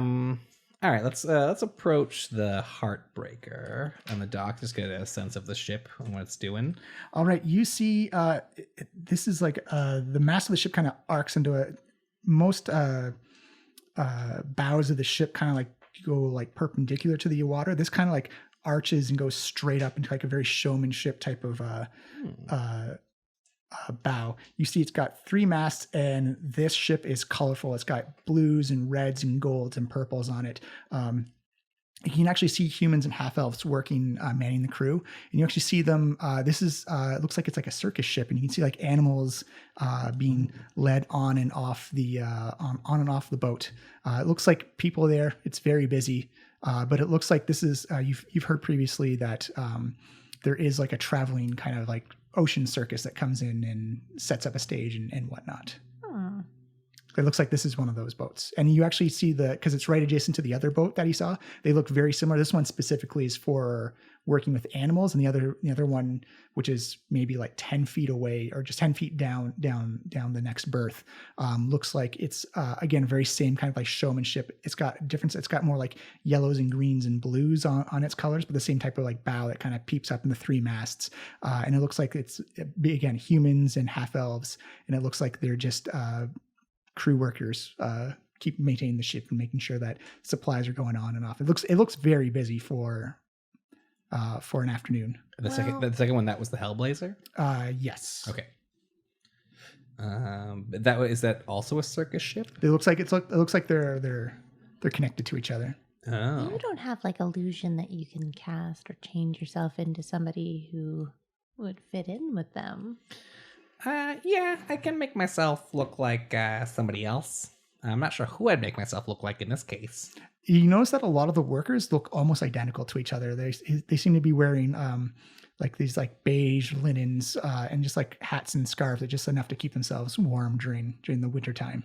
Well, maybe let's try some little old-fashioned shooting the poop with some of these guys, all casual like. Okay. I'm thinking maybe we pose as some, fans of the circus. We're excited about circus things, but we also maybe heard something about a magical man, and we'll try to see if we can get any information on those kinds of lines. We're all like that, yeah. Let's do it. Let's see. Can't hurt. I mean, yeah. All right. So yeah, we'll mosey up. I'm like, oh wow, look at this amazing ship. There's so many colors. I can't believe we've traveled so far. Now we're seeing them in real life. Circus folk are the best folk. My eyes, they are already very sore from this light and the colors, but they're making them less sore with the beauty. This must be the definition of ecstasy and agony for you. It is. It is. If there's one thing that's impressive, it's carnies. Oh my gosh, you guys must love working here in the cicada. And just look at that beige that you're wearing. It really suits all of you. It's just like, it's great. You see this barrel-chested human with the beige tunic and kind of like this beige scarf wrapped around his head and kind of like a red toque on top of his hat. His skin is very, very tanned and olive color. Just someone who's been out in the sun quite a bit. He's like, "Ooh, you interested in the circus now, are you?" Oh yeah, huge fans. We love the So magic, the wonder, much stuff about it. the jumps, the leaps. The things I've heard. Well, you should be ready for tonight's show. We've got creatures of wonder from across the world. Do you have a mechanical man with a mustache? Because I love the circus, but that might make me love it more. Give me a persuasion check, Joseph. Just get him to the point. 24. Rolled the nat 20. He's like, actually, you see him look around like, cock an eyebrow. He's like, we do. But he's not part of the show. But because you're so keen and you love the circa theater, I think our captain's I know I'm going to say this wrong because it's such a funny. It is in fact that name. Zardar Zord is he has a crew of mechanical people, and if you ask nicely, we can arrange a private little meeting. That would be amazing. I mean, we already clearly love the circus, clearly so much. We but that said would it a just, lot. Like, it would just make our very long day great. Well, I'll tell you what. I'll give you some tickets for a show tomorrow, and I'll arrange to have dinner with him tonight, if you're feeling brave enough. Tonight. Oh. What time? We'll say plot-wise, same time as your community meeting. We actually have dinner plans tonight. I will happily accept your tickets for tonight. Oh, No, I mean, the tickets are for tomorrow. Oh. The dinner's tonight. The dinner's tonight, yeah. He's got a busy schedule. Yosef, you do love free dinner and drinks and stuff. Although I And guess the it- circus, as I said. Yeah. It's a show unto itself to have dinner with the captain. I can only imagine, but oh geez, I mean, this is such a seems- lovely offer, but we really can't, Joseph. Can't or won't. No, it's can't. It's a must. We'll go. I'll be there. Is there is that literally the only time they're available? Like, do you think He's a busy man. That Zardar. He's got a circus to run, 3 ships to be in control of, and he's finally been able to clear some things off his schedule after all those elf murders have died down. Oh well, I mean, That's a real load off of everybody's mind. it is. I mean, I'm an elf. I'm really happy that's been taken care of. What a bunch of heroes that must have dealt with that. Yeah, they saved so many of our crew. We got half elves on there. They're getting targeted themselves. Yeah. I mean, but like maybe, I think we may have know the people who helped with that whole situation. Ooh, you don't say. So maybe they could have a special audience with the captain tomorrow night. Tomorrow's no good. What? He's a wee bit busy tomorrow night. He's got plans. What about tomorrow morning for like a breakfast or a brunch? Like a brunch is like good for everybody. Who can say no to a brunch? He's more of a what you call a night owl bear than more than a morning owl. I just want to point out that I do not like the daylight. I don't. I truly the don't. night would be perfect for you. The brunch. Nobody dislikes brunch. How about a late night nightcap after dinner? How about we can invite him over to the pub? Give me a persuasion check, Waylocket. For late night at nightcap? Yeah, so that's a 13. Plus 7 is a 20. 20? Whoa! I'm very persuasive. All right. It's the murders that kept us all. I'll tell you what. Okay, let's say 11 o'clock. You show up here, we'll get you in the dinghy and sail you out to his boat, and you can have a wee late cap. Tonight.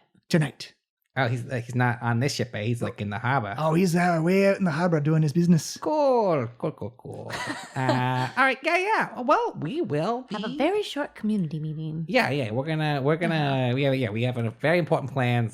We'll be. It's been a very long day, and it's just getting longer. Yeah. We'll be back. Thanks a lot. Welcome to the hero's life in Waterdeep. Goodness, I'm just like I'm tired in real life, and now I'm tired in like my fantasy life. Like there's no escape. Oh my God, days after days. Yeah. All right. It's just like we don't know how to say no. Like this reflects my life too much. All right, my good man. What's your name? He says his name is, and we'll make it up with McQuinn. All right, McQuinn. We'll ask for you when we come back. And, What a great name. It's a great name. So I was literally thinking of Jaws and like, any Scottish? Yeah, he's McQuinn. We'll be back, and thank you so much. This was so lovely. It just made my love of the Circaeator even greater. It's never a bad time at the Circaeator. Clearly. Also, I'm totally going to use that. The boys and lasses don't know that one yet. I'm going to drop that on them like a firebomb. Boom. It's free to you. Sorry, what did you just say? Like a firebomb. Boom. Oh, that's gotta go.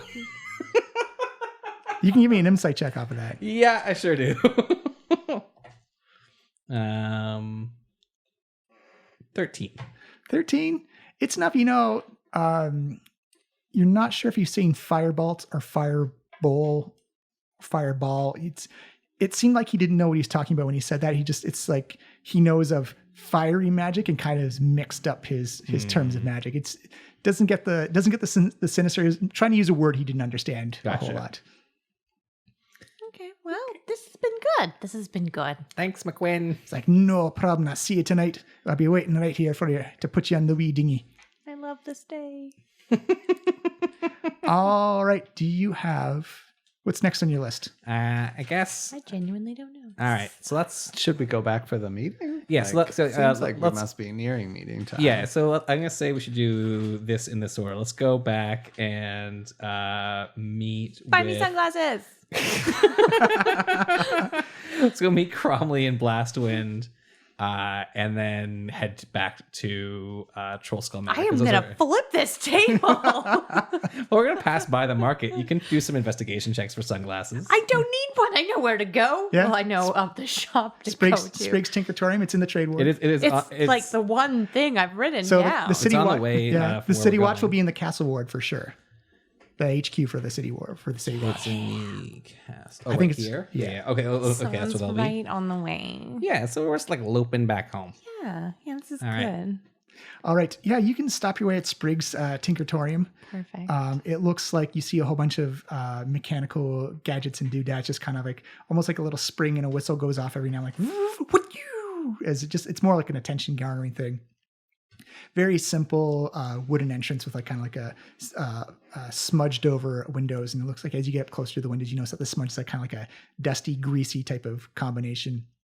As you walk in, like the smell of oil and burning metal just hits you right in the nostrils as the wood kind of creaks beneath your floors, and it's the type of wood that you feel would be wood that's been around and old and decayed a while. But as you look down, you can see like various scratches, char, and burn marks. That the wood is actually kind of creaking because it may be a little weaker than normal based off of the various explosions and accidents that have happened in this workshop. Amalika looks around and her eyes are genuinely full of wonder and joy. All of my dream is coming true. My one dream. We're here. I'm very happy for you. Yeah, there's Amalika, that's so moving and so sad. Yeah, this is a real sad dream. It's a store full of like clockwork animals everywhere. There's like various geometric shapes that just kind of click and buzz and hop up and down, almost like a little creature stuck inside of it. And you see this gnome. Hey, rock gnome. Big black poofy hair, a big kind of like Magnum PI mustache, and he is just smeared head to toe in various types of greases and oils and charcoals and stuff like that. And he looks at you and he says, "Oh my goodness, we got some visitors." Hello.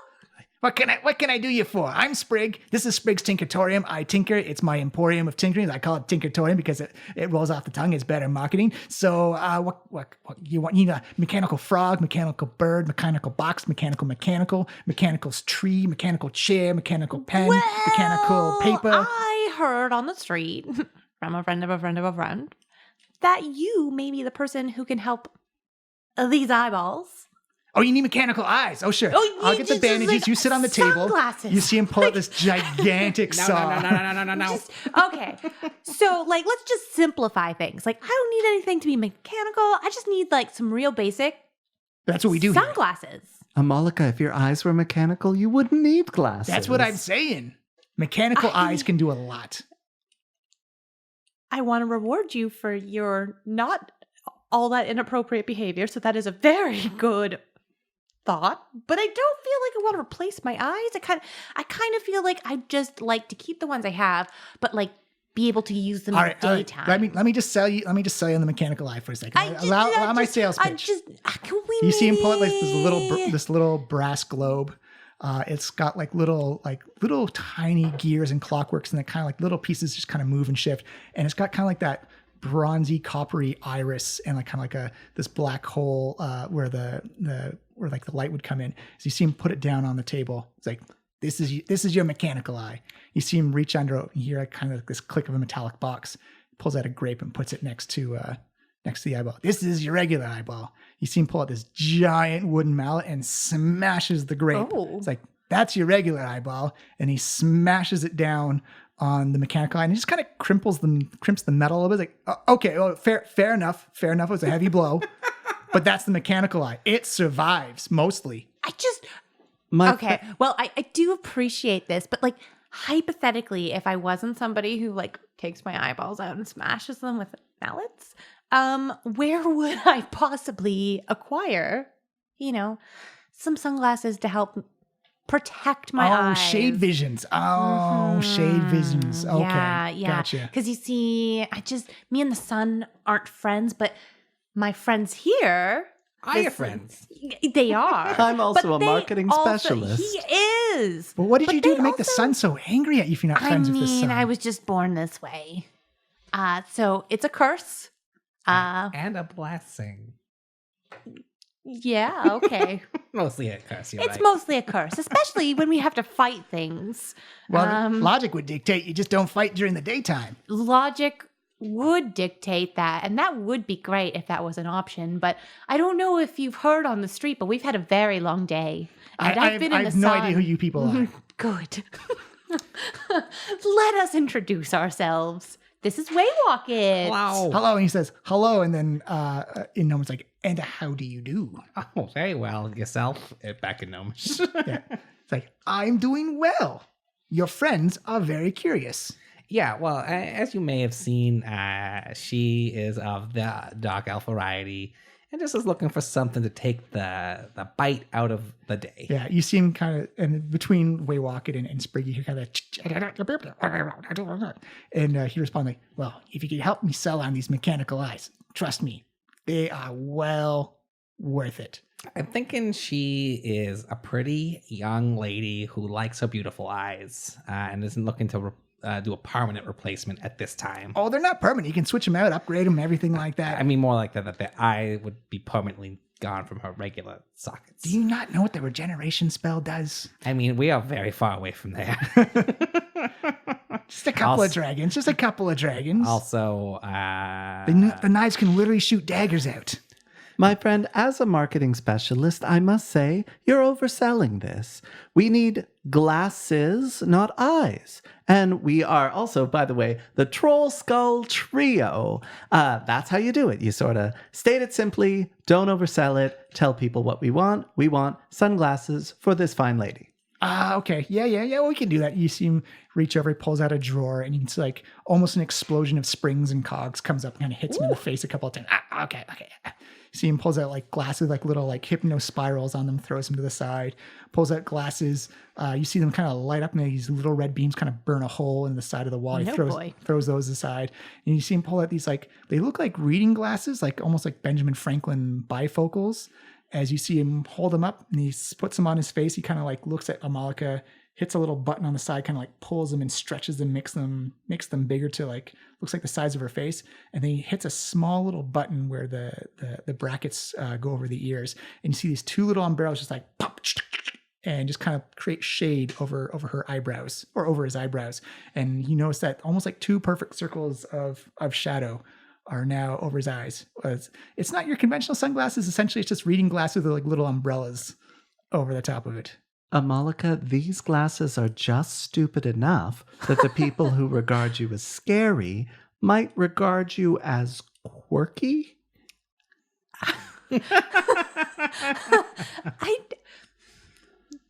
Is there nothing with just like glass? Like there's sun glasses. Well, they got glass in them. But like, How much are these, my good gnome? Oh, these are like 75.7, not much at all. Do you want to see if they work? I mean, this is all I've ever wanted, and I don't think she's. I mean, I can make you the nice ones, but those are expensive. How expensive? If it's what I think you're trying to do it for, a couple hundred gold at least. Because I got to incorporate some magic. It's a little bit of a darkness spell in there. It's to kind of cancel it out. And But what if you, like myself, flashing the Magistrar's guild membership? Like, yeah, getting, some magical items here. Okay, I see. I see. No, I'm not a member of those. I have no magical abilities whatsoever. I make magical items. I do not participate in the magical arts myself. Okay. well, is there maybe like anything just haggling. we could do?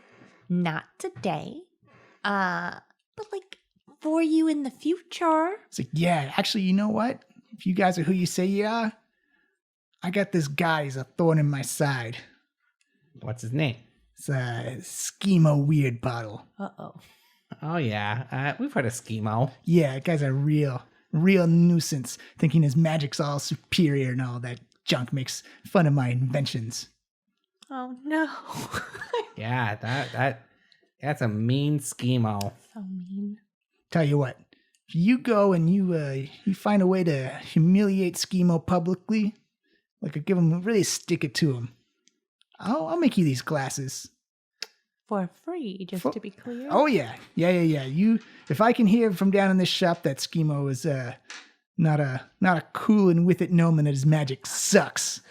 And his magical enchantment items that he makes and his potions that he makes suck. Okay. That people get that word out and I hear it. Yeah, I'll make you those glasses. That's well worth the cost.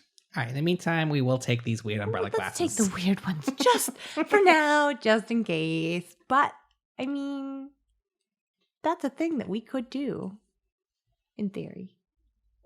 So how much money is this? It's coming out of the company coffers. You need to be able to have shade. I would like to be able to see. Yeah, 75 gold. I did this over. So these glasses, they will no longer give you a disadvantage on perception checks. Attack rolls and everything else is still, unfortunately. No. You got to get the upgrade. Ugh. It's still pretty good. Half of my dream has come true. That's pretty good for level 3. Yeah. But as you come out, it's kind of like that anime, like flourish in style, as like you see these beautiful rounded glasses and these two like little purple umbrellas just kind of shading out her eyes, and everyone kind of just stops and like, and then just keeps walking down the street. Yep. Fashion and got them here. icons. Spriggs Tinkertorium. You now have sort of sunglasses and a possibility to get better sunglasses. Okay, I like this. This is progress. Yeah. This is better than no sunglasses. I think and now you I have- can see. I think you have one of those manic pixie dream girl vibes. You see, Carl says, you know what? I think they look great. You're making a you, statement. Carl. You're standing out. Wait, you got back here already? Oh yeah, Carl right. died. Carl died, right, sorry. My apologies. Thank you, non We're Carl. Carl here. I was just a stranger. Yeah, you know, A stranger. a stranger named Carl. It's like, I think they look nice. What a coincidence. That's so nice. All right. So let's go report in to the boys, and then you should take an hour to summon back our friends. I feel like Amalika's just like Well, I'm going to going do through that the during street. the meeting. Yeah, just like this is the most excited. It's only one thing to do in a situation like this. Like, Strut. I think if I understand I these like Hall and Oates instructions, stuck in my head now too. like I have to kind of bake Carl. Yeah. Bake him. Yeah, it says take 10 gold points worth of charcoal, incense, and herbs that must be consumed by fire in a brass brazier over an hour. In an easy bake oven. Yeah. So I guess we just put Carl on the fire and eventually he like comes out of this pot. That's how I've been doing it. Set it to 400 hellish degrees. Turn it over every half an hour. Yeah, you can also flavor it up however you do it otherwise, but that's the idea of it. Yeah. However you want to summon Carl is how you summon him. Although I think it's funny that you literally put him in an oven. Yeah. He's like a gingerbread boy. That's why he comes out sort of like malformed each time. Yeah. All right, let's get you to the City Watch headquarters. It looks like this place. I think it's in the Castle Ward. If it's not there on the map, we'll say it's in the Castle Ward. It makes sense for me.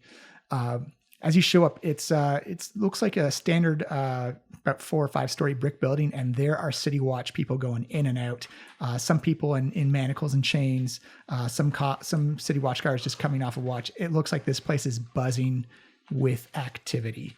That the street crime has just caused an influx of guards to be called in to work on duty. You actually look above and you see like griffins circling overhead as well. So it looks like all stops are being pulled out for the moment. Big yikes. This is a lot. Could you direct us to Cromley and Blastwind, please? It's like, oh yeah, up on the 3rd floor. You guys are the trio, the Trollskull Trio. Yeah. Yeah, they're waiting for you. They got some news for you. Oh, we got some news for them. Oh, excellent. Well, I mean, I can't guide you personally. It's a hell of a day working the desk. We'll figure it out. Yeah, we'll figure it out. So it's almost like walking through a maze of people where there's so many people in this building as you make your way up the stairs, and you can see Barnabas and Sayerth there, kind of like standing around their desk going over notes. They've got like a whole spreadsheet and pile of just notes and information that they're going over, and they see you and they wave you over. And they say, "Oh, great! Glad you can make it. How's your investigation been going so far?" Pretty good. In that we're still alive.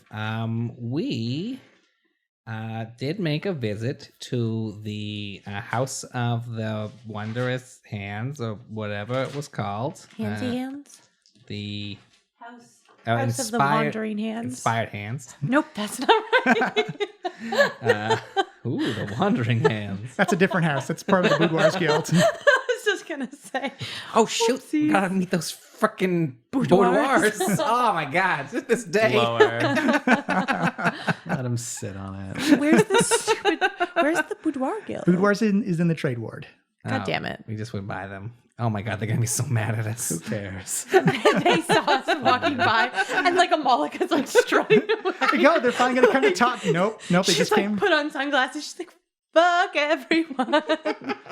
We really thought they were going to come talk to us, and they just bought sunglasses. What jerks. Oh, they're here for us. It's like literally next door. And turns out that they have in residence some Nimblewrights, and a specific Nimblewright who may have built our culprit. Oh, that's great information to find. Thank you for letting us know. Do you believe they should be investigated or have a watch posted on them? They were very helpful, and Nim himself seemed pretty regretful with the whole situation. It's a little bit sad, actually. Yeah, it was the friend he built that went like a little bit wrong. Yeah, we think somebody may have corrupted him somehow. Yeah. You see Barnabas lift up his glasses. Like, well, it sounds like this robot that's on his glasses has a heart. Yeah, I would say that. Yeah, that is literally. I mean, not literally, more like spiritually. Yeah. I don't think they're a danger, but I do think that it's worth noting that it's a very good chance that it is some kind of magical creature that was construct. Well, I do hate to ask this of you, but the City Watch is rather stretched thin at the moment. But would you please find the location of this Nimblewright? We are stretched thin as it is, and we could use the help trying to track it down. Yeah, we're doing our best. We also found that there was a whole ship of Nimblewrights down at the dock ward, on the Hellblazer, Heartbreaker, and the Eyecatcher. circus. Yeah, it Yeah. seems like they have a lot of nimble rights in their possession. It makes sense. I mean, mechanical labor is easy to feed and easy to maintain, I imagine. But it's I think that's some like. Would you be interested in investigating that a little bit further and finding out more info for us? We've got some information that we've come up with that is rather concerning to us. Yeah, well, we actually have a meeting with the captain tonight. That's amazing. If we die, our bodies are dumped in the harbor. Oh. And it was the circus. And it was the circus. Okay. The sea circus. If the circus of if the you don't sea. hear from us, then I don't know, like 2 days. The circus doesn't seem like the killing type of. I know, people. but just I've got a little fishy feeling because the captain's on the inside of the harbor and they want us to go in. So worried it's a trap. Well, I mean, he does get a lot of people asking to join the circus. I mean, That makes sense. Yeah, but just like We've just been in getting case. CVs all day. It's yeah, really annoying. It's been a really long business is day. booming in Waterdeep. Yeah, I think it's just that maybe we like overcommitted, just like slightly. Yeah, what do you got? He says, "Well, we found out. We did some speak with the dead with the other corpses, and we did find out that there were some of the corpses had flying snake tattoos on them. So there was some Zentarim in the mix, eh? Mm-hmm. And they were incinerated along with our gnome. Everyone else seems like they were just either starting their day or about their business in the explosion. But the three singing and dancing. Yes. That poor boy, he saw everything. So much scarring. So almost certainly it wasn't our agent is acting not behalf on the Zentarim, unless it's of course a rival faction within the Zentarim. Oh, that doesn't seem likely. The Zents have consolidated power and fortune across the world. I don't see why they would cause a division inside their own organization. Well, I mean, Have you learned? Have you any evidence of this? Or I don't have any. We only have some eyewitness testimony that maybe they're not quite as cohesive as they'd like you to believe. All right. Well, make good detective works. Don't eliminate any suspects on prejudice. well, we'll try and press our informants for some more information. But everything we've been getting from the Zents, from our sources inside the Zents, have shown known signs of division, more anxiety and concern for the knife and the Xanathars, and fighting two wars on two different fronts, essentially. Interesting. All right. Well, good to know. Well, if we turn up anything else, we'll let you know. Like, all right. Thank you so much for your work. And when you learn more about these nimble rights and whatnot, please let us know. And again, please avenge us if we die. We will. By the way, your sunglasses are quite interesting. Thank you. I was looking at those models, but I couldn't pull off umbrellas over my eyes. Yeah, it's only a certain kind of person that can really do it, and I guess that's me. It's true. I've got a much rounder face. It's not umbrella friendly. Well, if you want to borrow them sometime or swap, just let me know. You know where to find us, and we can consider, like a little trial. I'll try yours, you try mine. It'll be fun. It'll be cute. It'll be fun and cute. All right, let's solve this case first before we. Okay. And as you begin to walk away, you see Sarah. Oh, just one more thing. No. The two Zentarims. They were working for. There was 3 there, but one survived the blast. Oh, really? Yeah, his name was Erstil Floxen. Okay. And we know we do have records of him being part of the Zents. But the thing is they said that Dalakar had some type of artifact on him that would make them as rich as kings if they acquired it. Yeah, that's the Stone of Galore. You haven't heard of it? Well, we've heard of it. We don't quite know what it is. Is it like a ruby stone, a gemstone? We don't know what it looks like either, but it's apparently the key to some great fortune that old Mr. Nevermember collected in his days as the open Waterdeep. You see, like, both of their jaws drop. It's like, could this be the embezzlement money that he stole from the Council of Waterdeep? This is taxpayers' money that he's stolen. That's the assumption that we're working under. This would explain why the gang wars have heightened and intensified. That's literally hundreds and hundreds of thousands of gold pieces of dragons that could just be sitting around somewhere. Yeah, that's why we think that the gangs have all started to explode, and whoever our assailant is may have the stone right now. You see Saerth and Crumb and Barnabas look at each other and say, very well, very well. Okay, here's what we're going to do. Because this is a dangerous situation now, and I feel that investigating this may put a target on your backs, we are officially going to deputize you as City Watch investigators. Oh, what? Oh. I mean, why not? We're with everybody. Does that come with like a daily stipend, or like do we expense you? It comes with a magical item. Oh. Well. A valuable one? You see him open the door. You open a drawer, and he pulls out 3 silver badges. And these are known as Badge of the Watch. I'll write this down on my feature of the traits. Oh, yeah, I guess we could do that.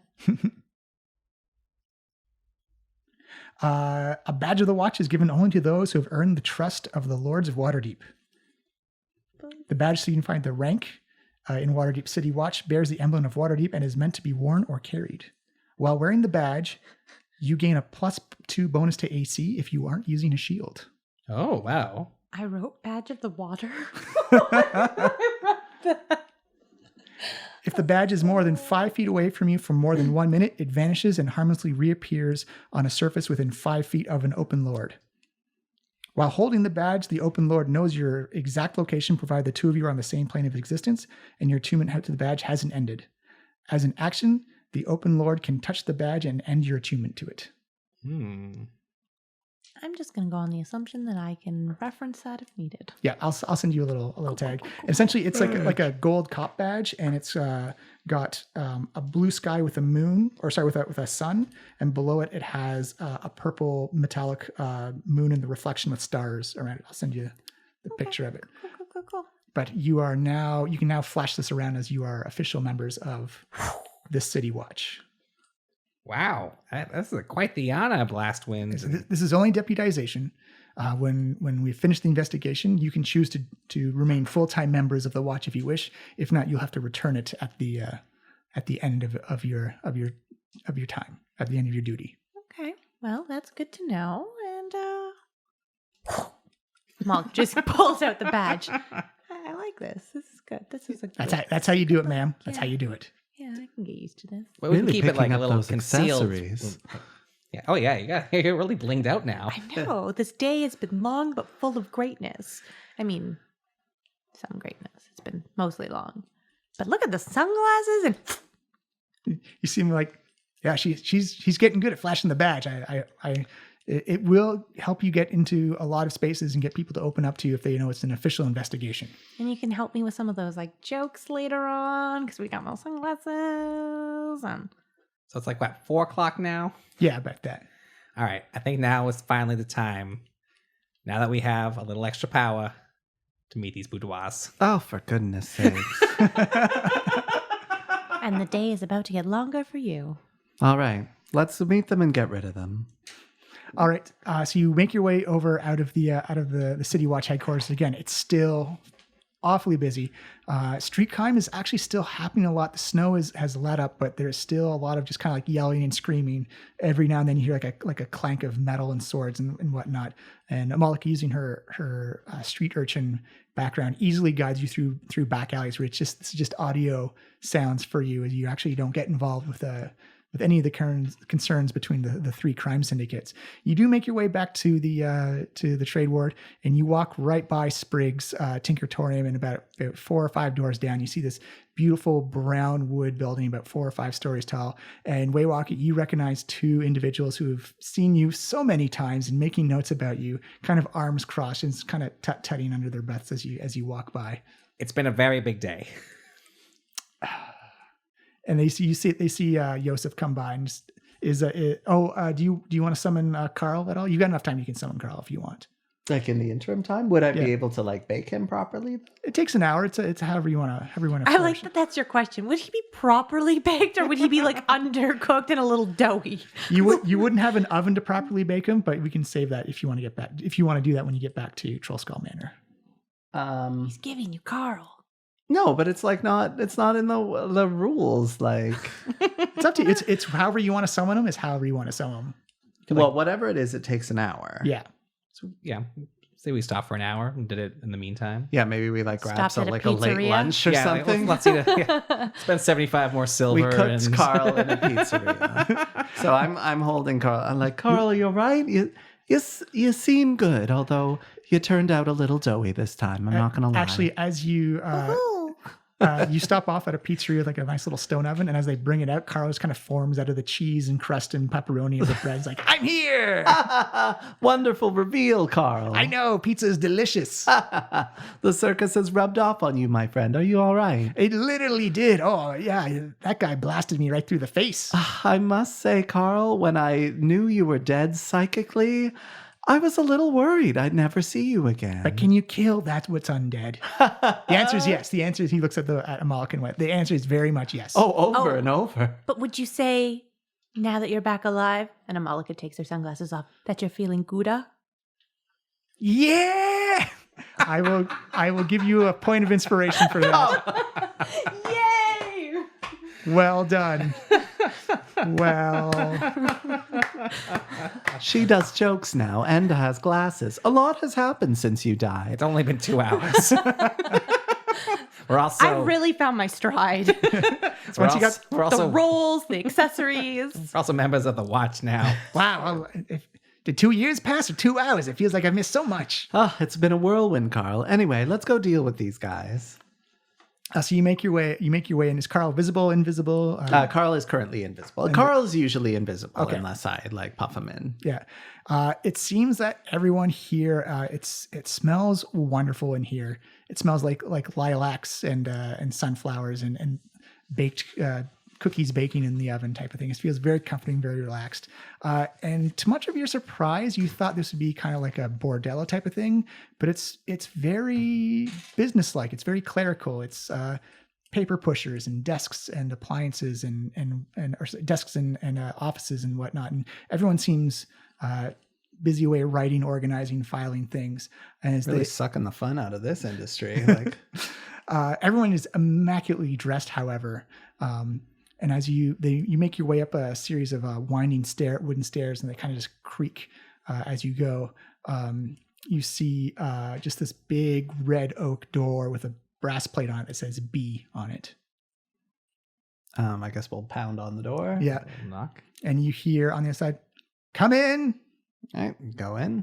As you come in, you see this big, it's the whole floor is the office of this building on the top floor, and you're looking out over some skyline of Waterdeep over the trade ward. You can see some of the giant colossal statues standing off. You see Mount Waterdeep off to the south, and the towers from the castle ward. And you can actually even see the Kolat towers far down to the south as well.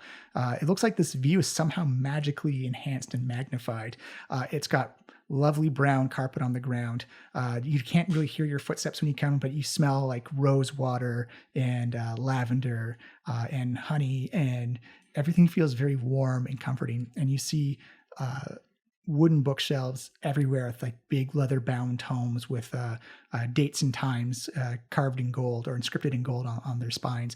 And at this desk, you see this ebony woman with this big, beautiful platinum blonde bouffant of hair. Her makeup is extravagant with like blues and sparkles that kind of just like washes across her face and catches the light and just like kind of goes and sparkles and waves. She's got bright pink lipstick on and this like pale pink power suit or pantsuit on, and she just has stacks and stacks of parchments and papers everywhere, and they're kind of just like filing themselves off as she writes them down, and they'll float off into a file folder and then go off somewhere else. She's like, come in, and waves you, and stand in front of me. She's like D&D Effie Trinket. I was gonna say she's kind of like a business RuPaul. Oh yeah. That's who I based the character off of. Oh, I feel like I'm having remember things now. Hello, it is us, the Trollskull Trio. Yeah, she almost interrupts you. Like, yes, I don't care. I care about this individual here. I am Joseph, an adept of the. Hold on. I am Joseph. I am an adept of the cult of the absence of the Poobah Shabu. What do you want with me? And why are these people harassing me? Harassment. We are protecting ourselves, Joseph. From me? Have I harmed you? You have. You've harmed our family and our culture. You are embarrassing to the business of sex work. Answer me this question. To you, what is a sex worker? You know, I can't answer that question because I am not a sex worker. I am, as I mentioned, an adept of the cult of the holy absence of the Poobah Shabu. I am here because the high priestess sent me to raise enough money to restore our temple and our order. However, if you'd like to talk to a sex worker, I believe that the person you are searching for is my associate Carl. And I'll just do sort of a snap of my fingers, and Carl will be sort of poised on the tip of my finger. He kind of does like the finger guns. Yo! Came out a little doughy this time, but he's looking good. I'm getting better. Gouda. That's Amalika. She tells jokes now. She's charming. You hear the creak of wood and leather as B leans back and crosses her arms. She says, I am not amused. What exactly is your case? My case is that you are doing sex work business in Waterdeep without our consent, and I believe you are putting yourself and our industry in danger. I'm afraid you are wrong. I am not doing any sex work business at all. You see her turn around, and you kind of see like this pale blue rectangle appear. It's kind of fuzzy at first, and then this image appears on it, and it looks like it's from someone else's eyes and point of view. And immediately you see Joseph talking to an old goblin lady and kind of having a conversation, and then going back into Trollskull Manor. You also see this from a different set of eyes that it kind of changes as Joseph writes in chalk on a chalkboard, sex work, 5 dragons. And then you're not sure how it's done, but it's coming from inside Joseph's bedroom. And it's actually clients of Joseph having an interaction or an affair with invisible people. All right, you caught me. But what are the rules around ghost sex work? I mean, is that really established? Can you really blame Joseph for that? Listen, I'm a stranger here. I don't know your ways. How about we say, as a peace offering, sex work 5 dragons means sex work 5 dragons. You see her spin around on a chair and just go, silence! Enough of your chatter, as she kind of arches her fingers and spreads it across her front desk and says, the undead are members of the guild. We are a society where men, women, and non-binary creatures come together to make sure we supply the needs of those in Waterdeep. And we work with protection, and we work with trust. And if I can't trust you to make this place safe for myself, for others, for my workers, for my guildmates, then we will shut you down. Well, that's unfortunate news. Because when the High Priestess sent me here to raise enough money to restore our order, the cult of the absence of the Puba Shabu, she told me to find something that people in Waterdeep wanted and sell it to them. I tried earning money, I tried stealing money, I tried killing people for money, but the solution turned out to be something that I was taking for granted this whole time. Safe, clean, unlimited sex with ghosts. Now the ghosts do all the sex work. My associate here collects money. Yo. I am merely accepting donations on behalf of the cult of the absence of the Puba Shabu. You cannot capture my ghosts. You cannot find my ghosts. You cannot harm my ghosts in any way. The only way to stop my operation is to put a stop to me, a beloved local hero, and, by the way, a new member of the city guard or something, apparently. They gave me this button. Oh, honey, do you know how many of those buttons I've seen in my lifetime? Well, this one is legit. So, unfortunately, my operation will continue until such a time as we has raised enough money to restore the glory of the absence of our order. Because the only way to stop me is to kill me. So, if you want to stop me, go ahead and kill me. Because we've had a long day and we need to move on to our next engagement. You see V lean back and steeples her fingers together, and she says, I can see by the look on your friends' faces that you are an unstoppable force of nature. Thank you. It is true. There is no stopping him sometimes. And when a tsunami comes roaring in, you can either get out of its way or you can harness its power. This is my proposition to you, Yosef. Well, We will make you a member of the Boudoirs Guild. You will have all of our support, all of our protections, all of our aid. You will be incorporated into our information network. And you will assist any other workers that do need assistance on occasion. All this and yours for just a mere 15% of whatever your rate is. First of all, I don't have a rate. I don't know if it was clear. That goes to everything. They manage the money. You'll have to talk to them. Also, You if see you're Carl say, well, we do take money from the people, though. Like that's something we do. Of course you do, Carl. You're doing great. Also, And you see B point her finger at Carl like, that. I want 15% of that. if your information network is worth its salt, let us know. Tell us literally anything about the bombing that happened at Trollskull Alley this very morning, and perhaps we will consider your proposal. She looks at you and says, you are new to this city, I presume. Yes. Do you have any idea that when we act as friends, companions, lovers, courtesans, escorts, friends, that people open up to us? We are therapists. We are social workers. Did anybody open up to you about the bombing at Trollskull Alley? Because really, we are in a bit of a rush. Well, I will say this, that there is some trauma that needs to be addressed, and the Boudoirs Guild will be there to help out those people. And we do have quite a few of the City Watch on our roster, or in our client books.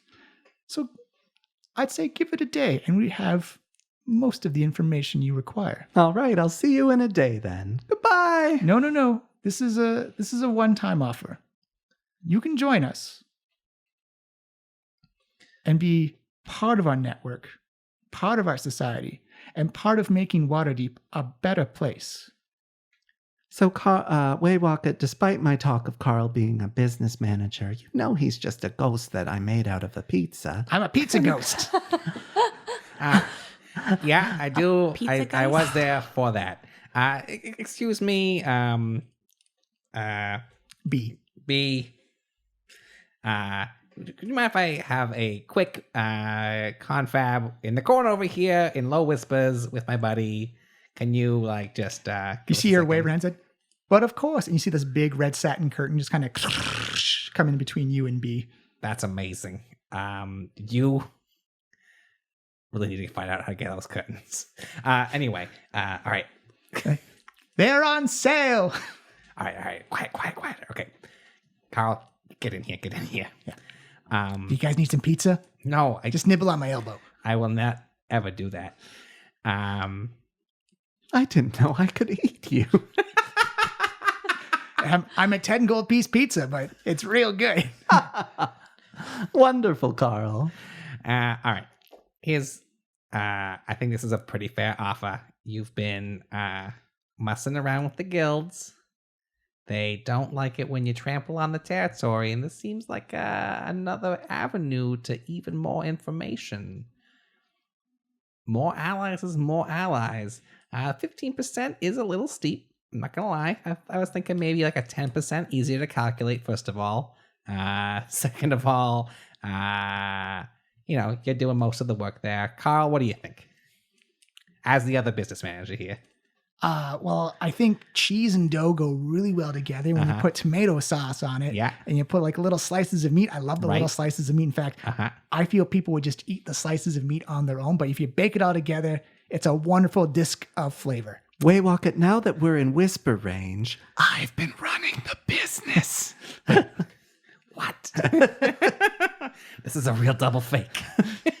I'm a pizza ghost. So... Carl's getting it. I'm training him the way you trained me. Oh boy, I have no memory retention whatsoever. This is not my forte. All right, this is a disaster of my own making. What was I thinking? Okay. As your mentor? Yes? Yes. Good. I think you should definitely take this offer. Amalika, what do you say? But maybe try to haggle for 10%. Yeah, I would go with Waywalker on this. I mean, we already had a very close encounter with, our place being destroyed, and if I recall correctly, the Boudoir Guild can be a little bit like fire happy. They're known to burn down establishments that. So But they're out of the running for like possible suspects, right? Like they didn't do this thing almost certainly. But they could just burn us down a different time. Yeah, I've had enough fire for one day. Yeah, exactly. I think maybe that's why I like with Waywalker's help and mentoring, maybe let him help more. You can maybe haggle a bit and just join, and then that way, they're not giving us dagger eyes. I'm good at those. They're good at them too, though. They're very scary. Yeah, I'm also terrified of this creature. Waywalker taught me that you should shake hands and represent your business themselves. I got us into this mess, and I will get them out of it. All right. At this point, I'll rudely just yank back the magical curtain. It's actually before you even get close to it, the curtain just kind of whoosh, and you can see Bee standing there with her arms apart. It says, "Have we come to an accordance?" We've come to an accordance. 10% or go ahead and kill me.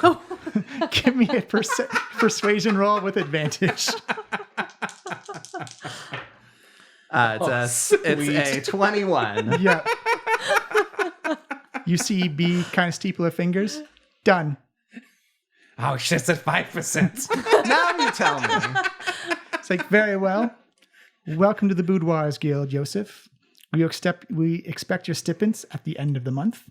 And we'll be back tomorrow for that information you promised. And it will be given to you. Oof. Also, if you need any type of STIs cleared up or any damages done, we'll be there for you too. Because let me tell you, those diseases from the Feywild are a mess. Oh, B. STIs, wear and tear, sex-related injuries, these are all things I don't particularly care about in my ghost run operation. You should care about your ghosts, though.